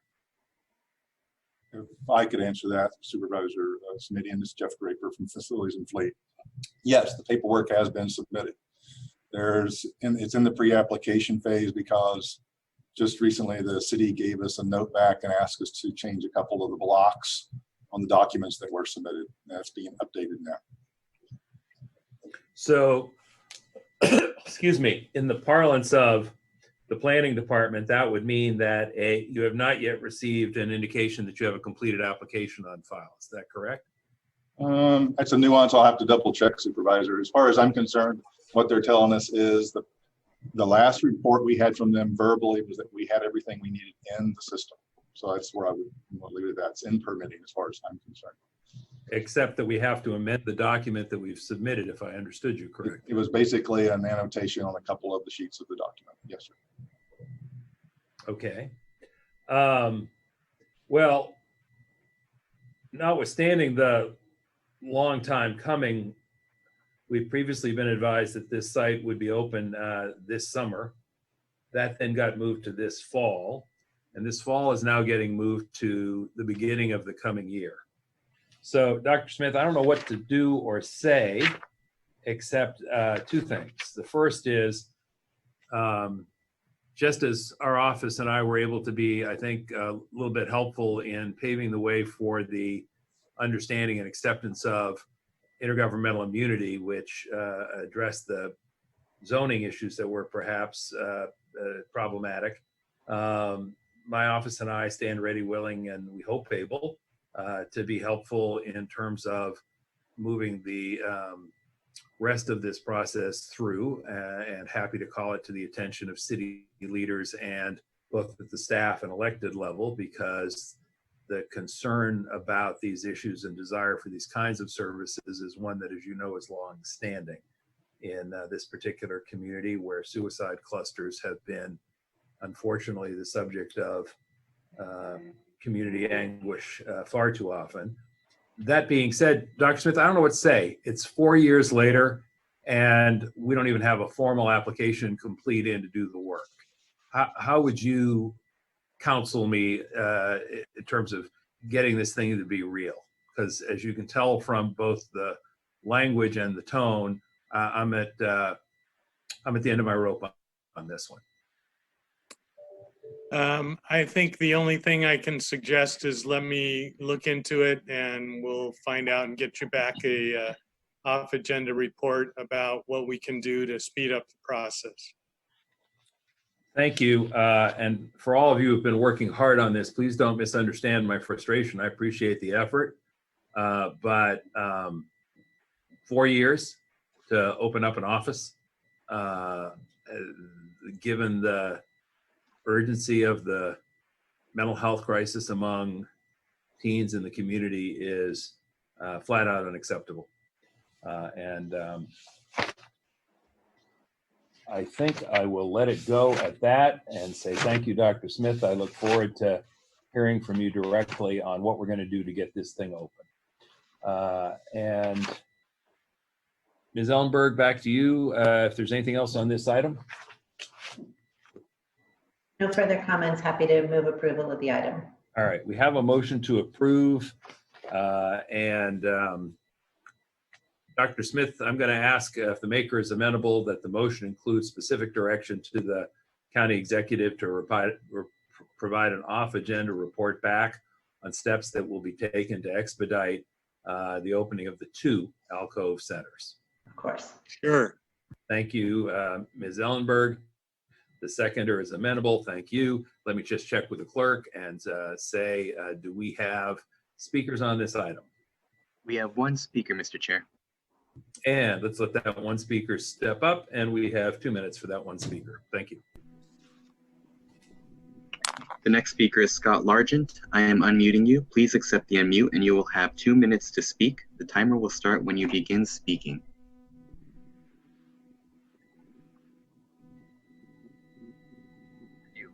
Good afternoon, everyone. Scott Largent. I like that term right there, flat out unacceptable. I think this is language we need to start hearing more of, and 4 years for something to roll out like that. Joe, you're exactly right. I've watched every supervisor for years and years become very frustrated with our behavioral health system. This is not off topic. Visitation for parents or children right now has been suspended. Okay, this is in almost every area of our courts, and including different visitation through social services because of the COVID issue. This is going to cause a lot of mental health issues. I have personally lost friends recently from suicide. And this is hard to watch what they went through when their lives started to fall apart. I want behavioral health audited. I want Cheryl Solvo, just put her in that direction and start tearing that place apart. We have new leadership that's in place right now.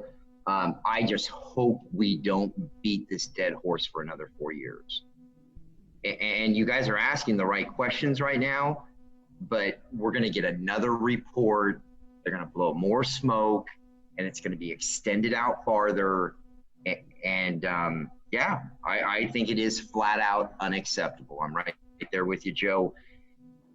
Yeah, I'm frustrated.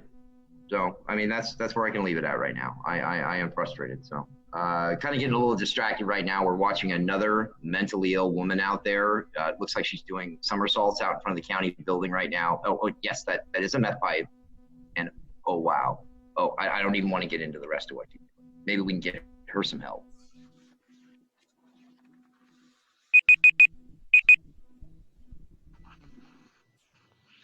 All right, Supervisor Ellenberg, thank you for the motion and the direction contained therein. As I indicated, I have seconded. And before I'll call the roll, I will just say, Dr. Smith, that as we're looking at the steps to expedite this process, get it on a more timely track, I think that applies as well to the programming because it would not be acceptable to finally have our construction issues resolved, only to discover that we then hadn't made the opportunity real because we still hadn't got to those programming issues that Alum Rock is apparently going to be coordinating on with folks in both San Jose and Palo Alto. So I would appreciate it if the report back would address the timeline for the ramp up of programming as well as the physical needs of the site. All right. Call the roll, Mr. Clark. Vice Chairperson Ellenberg. Yes. Chairperson Simidian. Simidian, aye. Thank you. That passes unanimously. Passes 2-0. Thank you very much. Thank you. And that takes us then to item number 8, which is to consider recommendations relating to emerging issues regarding the County of Santa Clara Health Systems, A, B, C, D, E, F, and G. And who would like to kick us off, please? Good afternoon, or yes, good afternoon, Mr. Chair and Supervisor. In the interest of time, unless you have any questions, we gave you pretty much a written report there initially in terms of the overall issues related to us at this point. Supervisor Ellenberg. Tell me how you want to approach this. Questions just on 8A or 8A through 8G? Let's do this 8A and try and make this a little bit iterative. We'll go on to the next report, which is from Mr. Lorenz, I believe.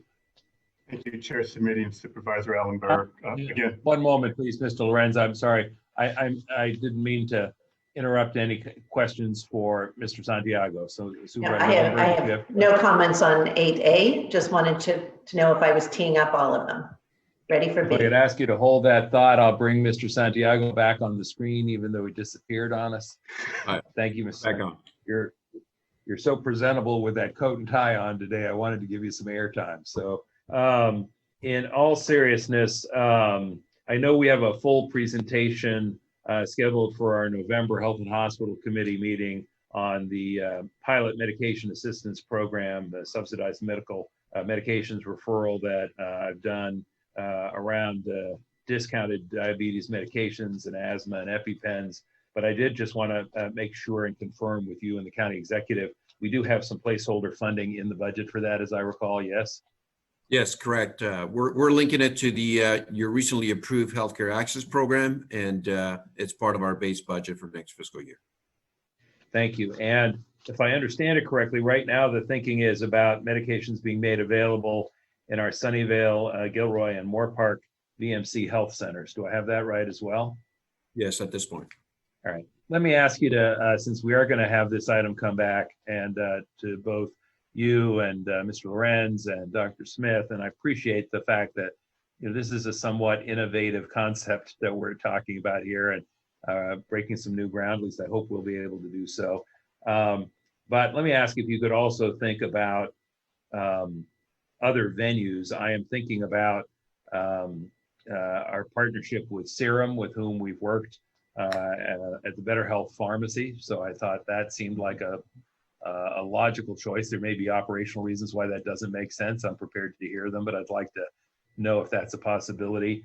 And then as a North County supervisor, I'm wondering whether or not there are some opportunities to partner either with El Camino, who has a healthcare district and has some grant funding that is occasionally available as well through their hospital district giving. And then I'm also mindful of the fact that because we rely on community clinics here in the North County, and I know your definition of North County sometimes focuses on Sunnyvale, but I'm thinking of the 400,000 folks who reside in the 5th Supervisorial District, only half Sunnyvale, less than half Sunnyvale is they included. I'm asking myself, could we partner with one of our community clinics in this area, whoever that might be, whether that's a partner like Planned Parenthood or Mayview, now operating under the auspices of Ravenswood. I understand that we're talking about a pilot, and a pilot by definition is limited. I get all that, but I just, I'm looking to be a little more expansive in our thinking about what the piloting opportunities might be, and we'll ask that you be prepared to have that conversation when the time comes, okay? Yes, we'll definitely pursue the possibilities. And I know we had talked at the last meeting, and Supervisor Ellenberg was very much part of this conversation as well, about working with our community clinics where there is understandable anxiety given the current state of things. Has progress been made in facilitating those conversations?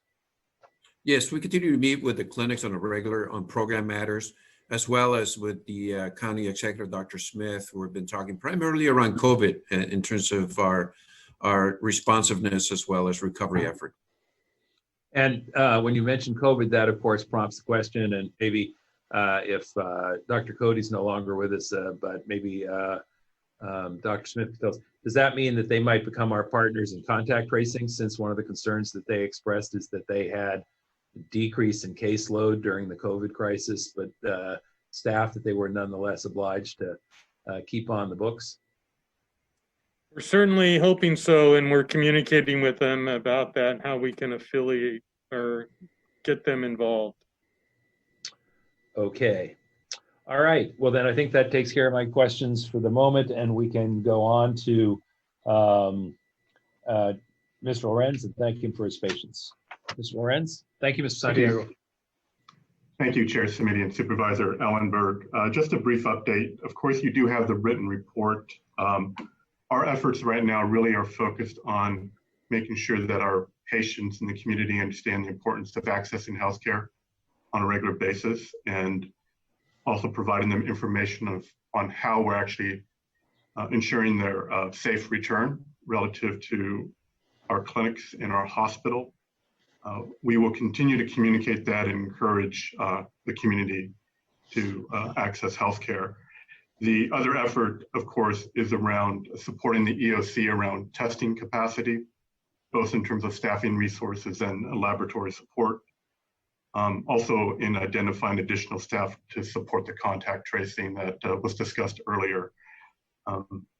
We are also, of course, focused on making sure that we gather as much of the federal funding available around our COVID-19 response activities and current activities. while also looking at our current financial situation relative to monitoring our expenditures and patient revenues, if you will. So those efforts continue to be ongoing, and I'm happy to respond to any specific questions that you may have. Thank you. Let me turn to Supervisor Ellenberg. No questions on 8B. Thank you very much. That takes us then to 8C. Good afternoon, this is Sherry Terrell, and we just provided the majority of the presentation on our report around the mental health services, but just the only additional update is our Mental Health Services Act draft plan, and that is that on May 10th, the 30-day public review closed, and on May 11th, we held a public hearing with a plan to bring the draft plan to the Board of Supervisors on June 2nd.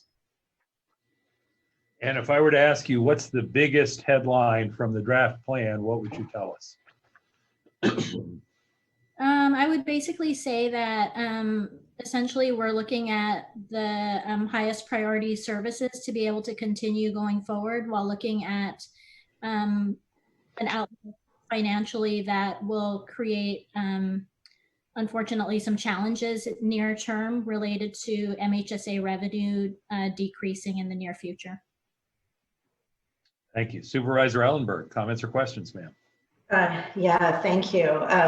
Clearly, we need to brace ourselves to expect major impacts to service.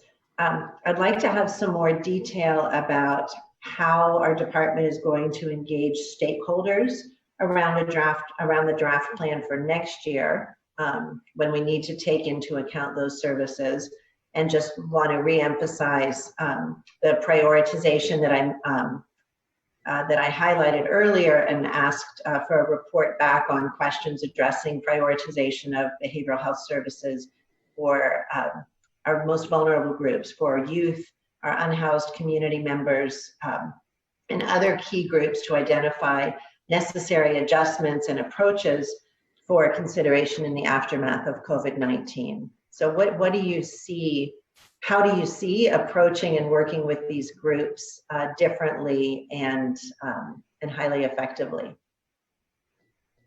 Yes, thank you for your question, Supervisor. We are beginning to discuss and develop a process around how to engage stakeholders. As we mentioned during our last update, the state continued to require all counties to submit their plans in advance of July 1st. So that did not necessarily permit all of the counties to factor in some of the other factors such as COVID-19 into their ongoing plans. So going forward, we are going to develop a planning process that will allow for us to consider the ongoing needs of our community as it pertains to mental health and as it relates to COVID-19. So your comments are well taken. Unfortunately, the timeline did not permit that to happen prior to our plan being submitted, but there is a process that we're developing to be able to engage stakeholders in that process going forward. And when can I expect a report back on those prioritization questions? Let's see, we can get back to you, let me see, probably not the next month, but the following month. So perhaps August, we can come back with a discussion plan around that. That would be great. And again, I want to see some collaboration in the development of that as well, including our stakeholder voices, the community advocates, CBOs, as many voices as we can to be able to assimilate into something that's very comprehensive and leaves nobody behind in these considerations. Great, thank you. Thanks so much, Sherry. Mm-hmm. Thank you very much. Then I think that takes us to item 8D, Valley Health Plan.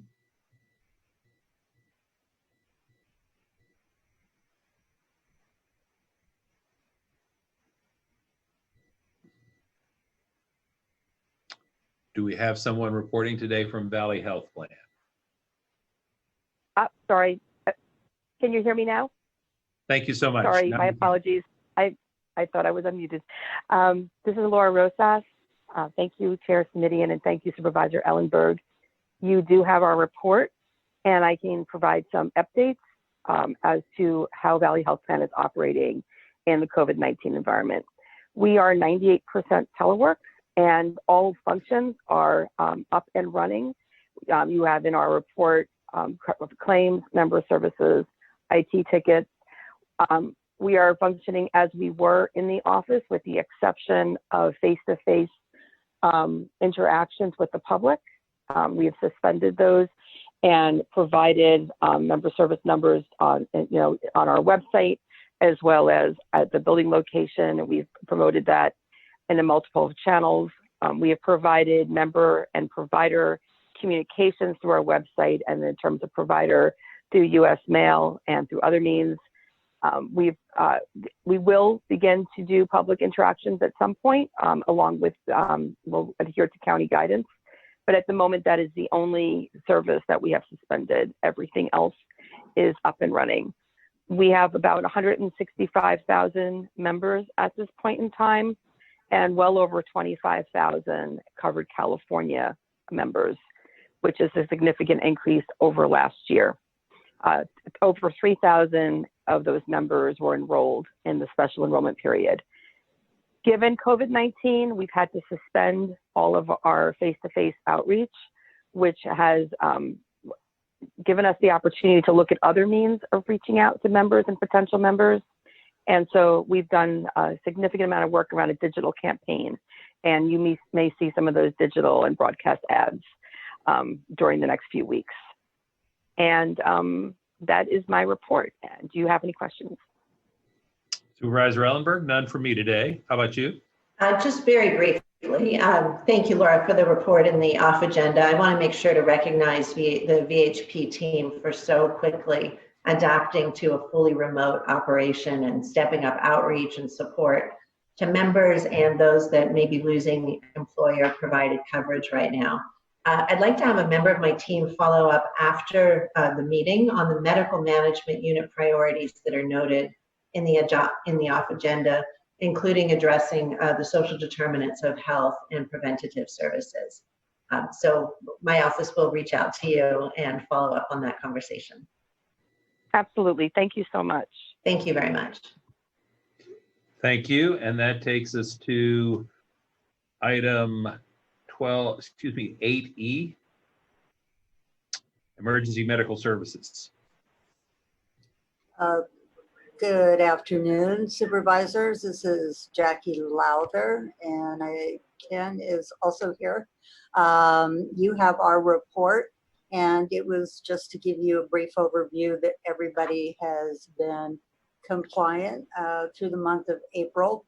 And it was basically to go over and show the significant decrease in volume and transports by the responders. And I did want to, and it was significant in comparison over the last 6 months, with only 167 transports compared to, say, September at 225.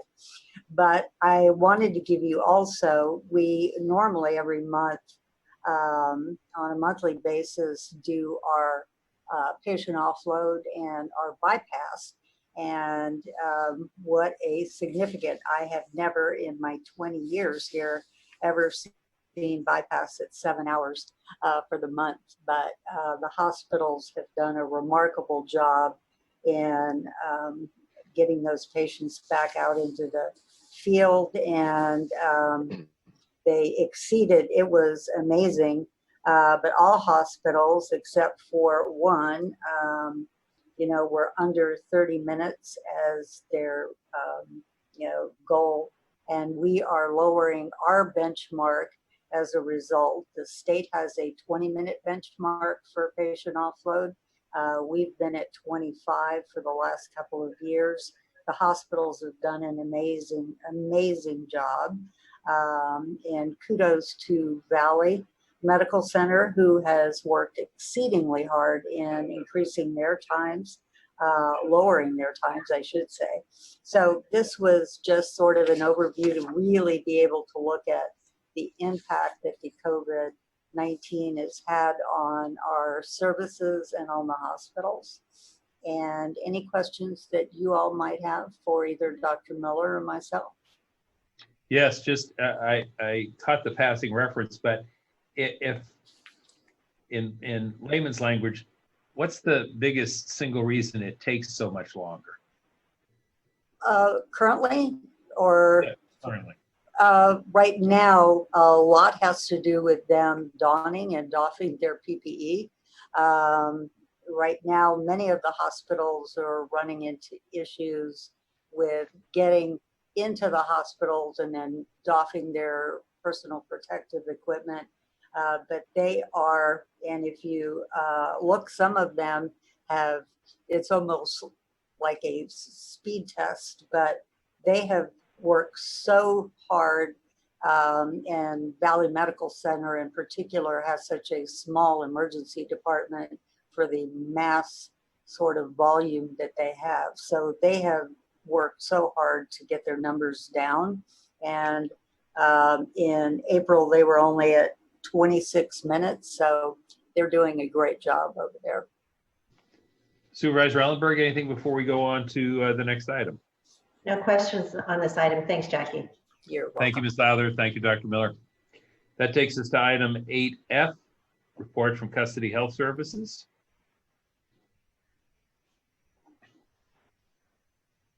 And Ms. James, you are not unmuted yet, so we can't hear anything you have to say if you don't unmute. There we go. Okay. Good afternoon, Supervisor Simitian and Supervisor Ellenberg. I'll provide an update on our testing effort that is going on at Community Custody Health Services. So currently, all adult inmates who will enter our facilities are placed in a high-risk management unit, and they're all tested on day 12 to make sure that they are not COVID positive before they're released into the general public. All youth entering the juvenile hall are tested upon arrival on day 1, and they're also tested on day 12 as well to ensure that they're not positive before they're released into the general public. We are also performing testing on all asymptomatic custody health staff. Testing began last week on the 20th, and so far we've tested approximately 200 employees, and we have roughly about 200 more to go. And that's the update I have. I'd be happy to answer any questions that you might have. No questions for me, Supervisor Ellenberg? None. Thank you for the update. Thank you very much, sir.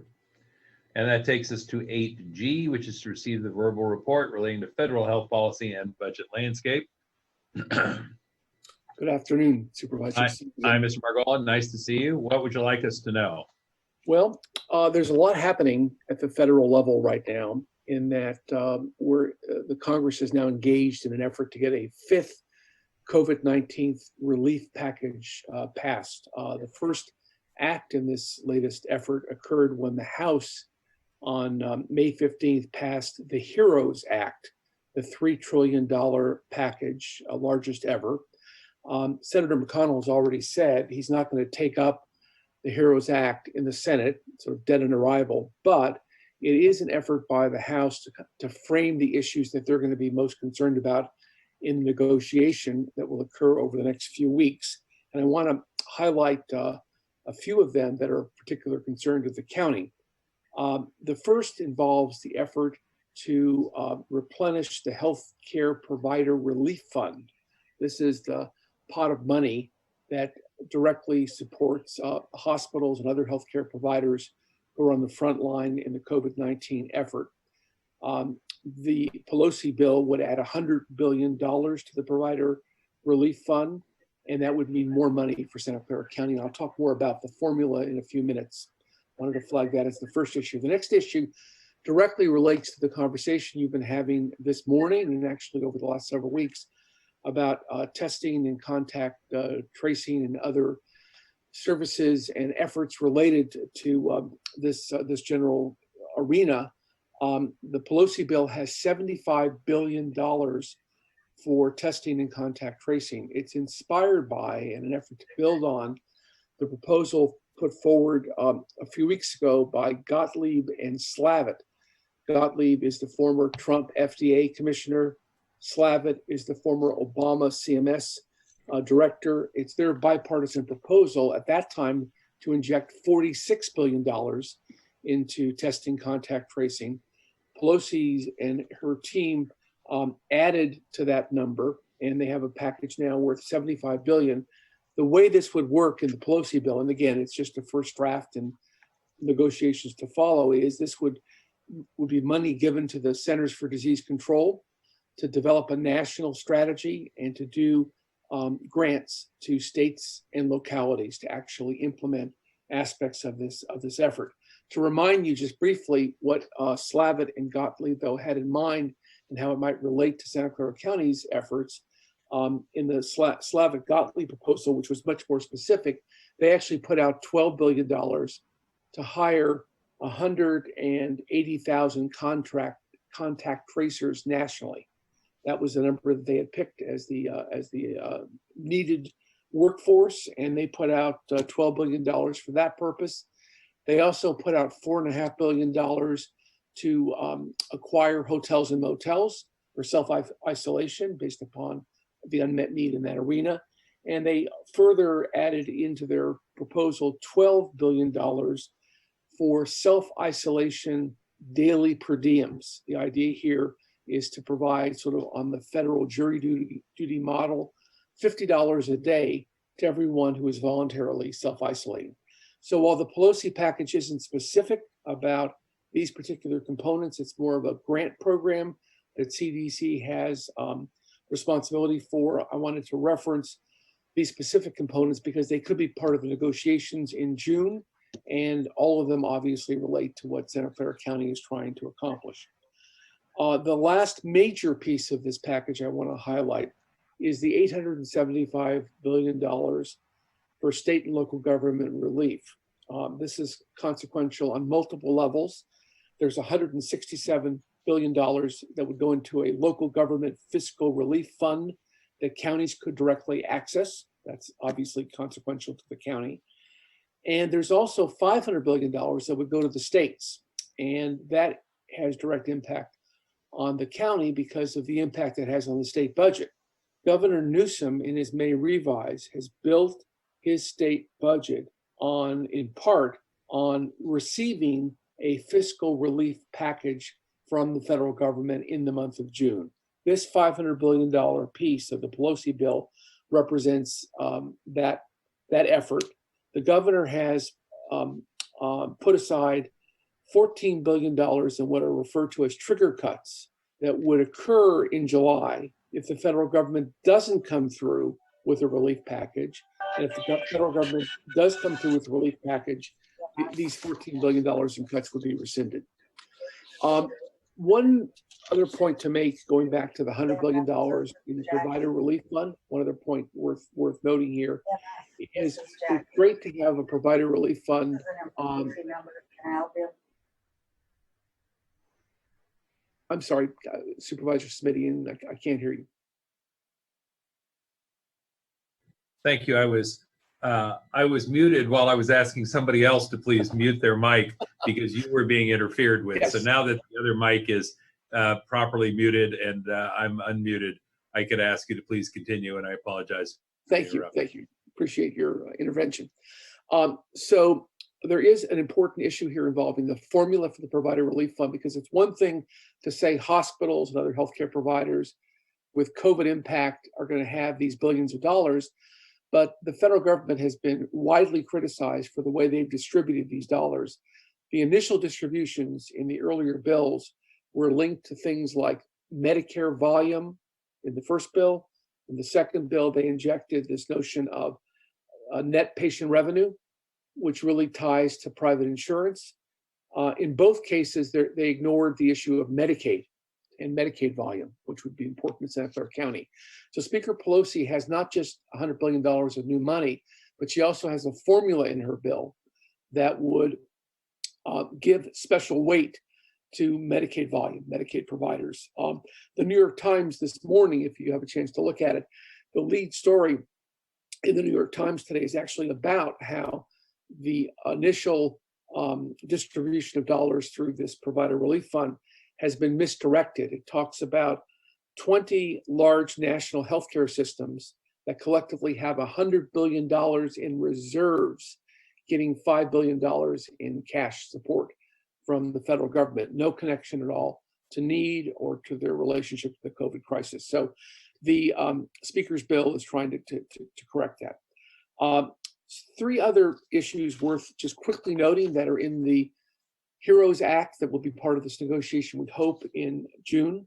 We have an increase in the Medicaid matching rate. We already have enacted a 6.2% match in an earlier bill, the Families First Act. That has provided the state of California with $4.5 billion in new revenue. That's been very helpful to the governor and his budget. This HEROES Act would raise that to 14%, another $5-6 billion in relief. We have also the issue of our expiring Medicaid waiver, which, if it isn't replaced or renegotiated successfully, could cost the county a significant amount of revenue. There's a provision that Speaker Pelosi put in the HEROES Act, which would allow our California waiver and others to be automatically extended in this period of crisis. That's important to us. And the last issue is the MFAR rule, the fiscal accountability rule, that would change the way matching dollars are provided and would adversely impact the Medicaid program in California, Florida, New York, many states around the country, in a way that would cost, in the case of California, the state billions of dollars in lost match for federal money. The state would have to find general fund to make up for match that no longer would be allowable. So this bill would suspend the MFAR rule, block it from going forward. Those are other provisions that we care about. So how will all of this play out? Senate's not going back in until June 2nd. The House is going to vote this week on a couple of bills, and they're going to use for the first time ever proxy voting. And one of the first sort of confrontations that we're going to have is a McConnell position and a Republican position in the House that proxy voting is in fact illegitimate. McConnell has said that any bill that comes out of the House that involves proxy voting, he's not taking up. So we have this sort of negotiating and maneuvering between the Senate and the House over proxy voting that will begin this week. The main ask substantively that McConnell has put on the table has been liability protection for large employers, for big colleges and universities, protection which would in effect say, if you come back to work or come back to school and you get COVID, you can't sue us, the employer, or the college or university for the fact that you got COVID. That's a key Senate Republican demand as this negotiation begins. Obviously, as I mentioned before, Governor Newsom is going to be following this negotiation very closely because of the $14 billion in trigger cuts. And just to briefly highlight what they involve, most of the Medicaid optional benefits that were cut in 2008, 2009, when we had the Great Recession, and that were slowly restored, would again be wiped out in the case of these trigger cuts. That would mean no podiatry, no acupuncture, no optometry. Dental would be preserved for adults to some extent, in that you could get cavities and x-rays, but a whole category of root canal would be wiped out. Lots of other very important services involving gum disease would no longer be allowed. In the area of services for seniors, the CBAS program, which provides a form of adult day health care, would be eliminated. The Multi-Senior Services Program, MSSP, which keeps seniors out of nursing homes, would be wiped out. So there are a number of major health programs that would be wiped out if the trigger cuts go ahead and there isn't federal relief. So there's a lot of pressure to get a deal, and you would think that because other states have this June 30th deadline, that we would be maybe not in such bad shape vis-a-vis this pressure cooker in June. But here's our particular California problem.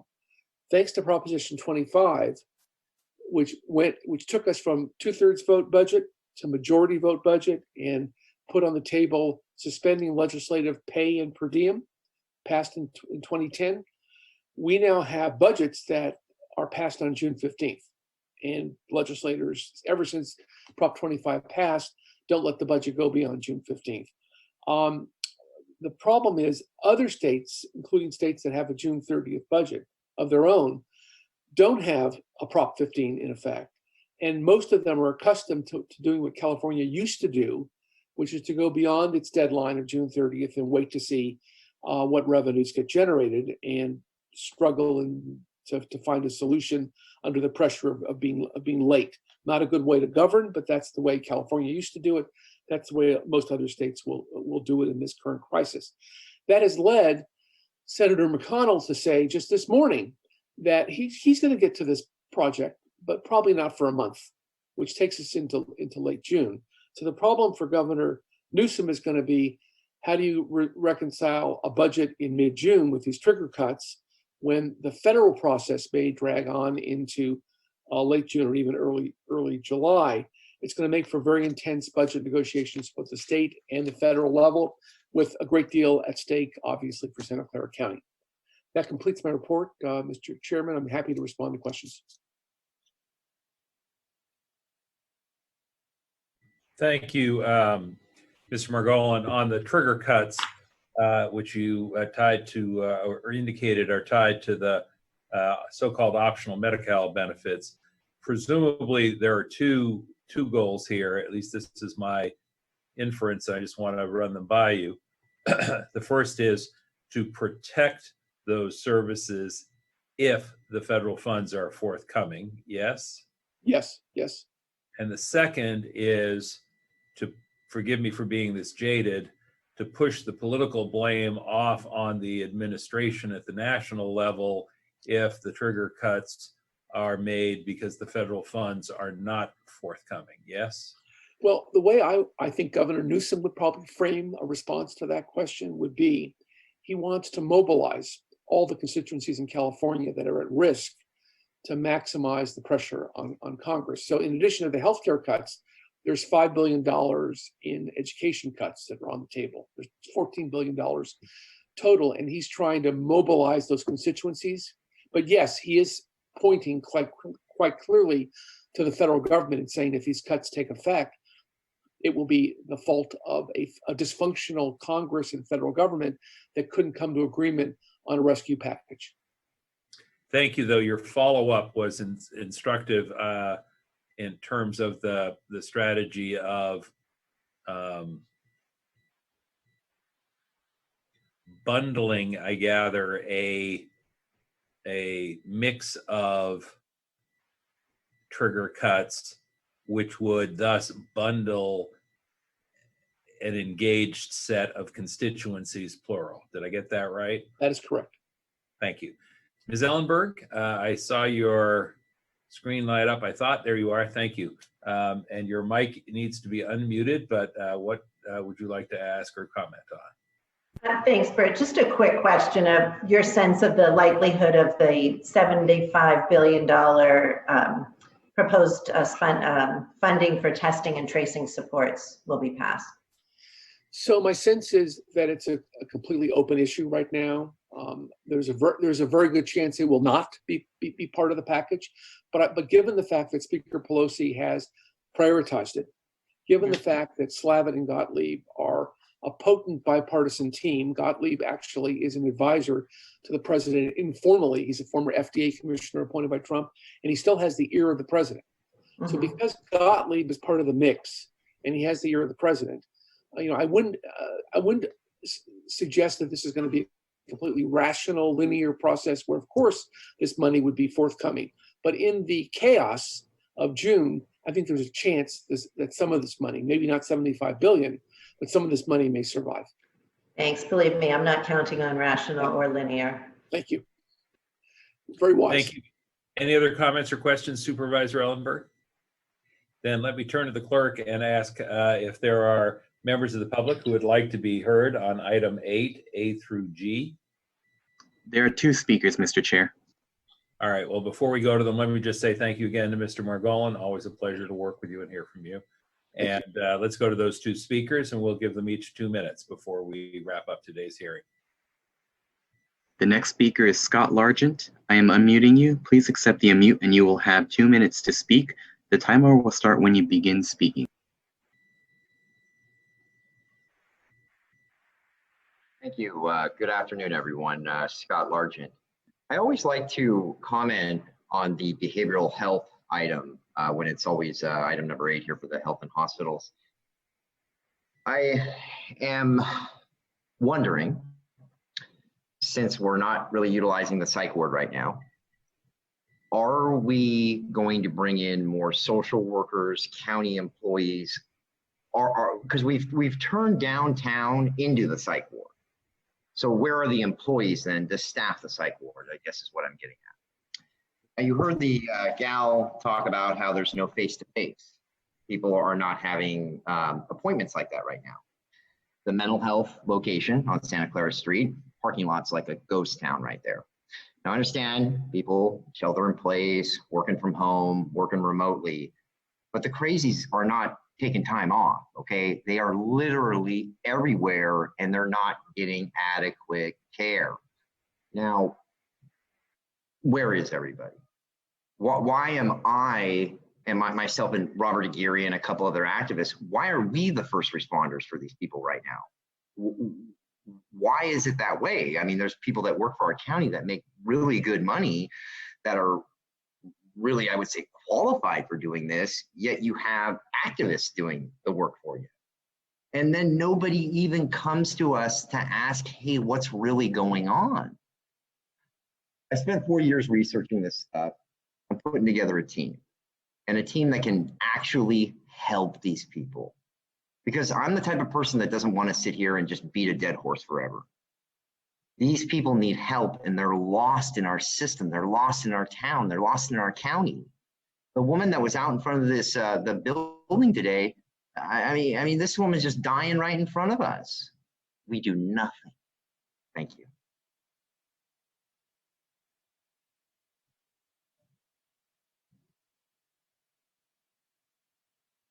The next speaker is Elias Madrid. I am unmuting you. Please accept the unmute and you will have 2 minutes to speak. The timer will begin when you begin speaking. Good afternoon, supervisors. My question really is to Rene Santiago. He's a director of Santa Clara, I believe, Valley Medical Center. I hope that's right.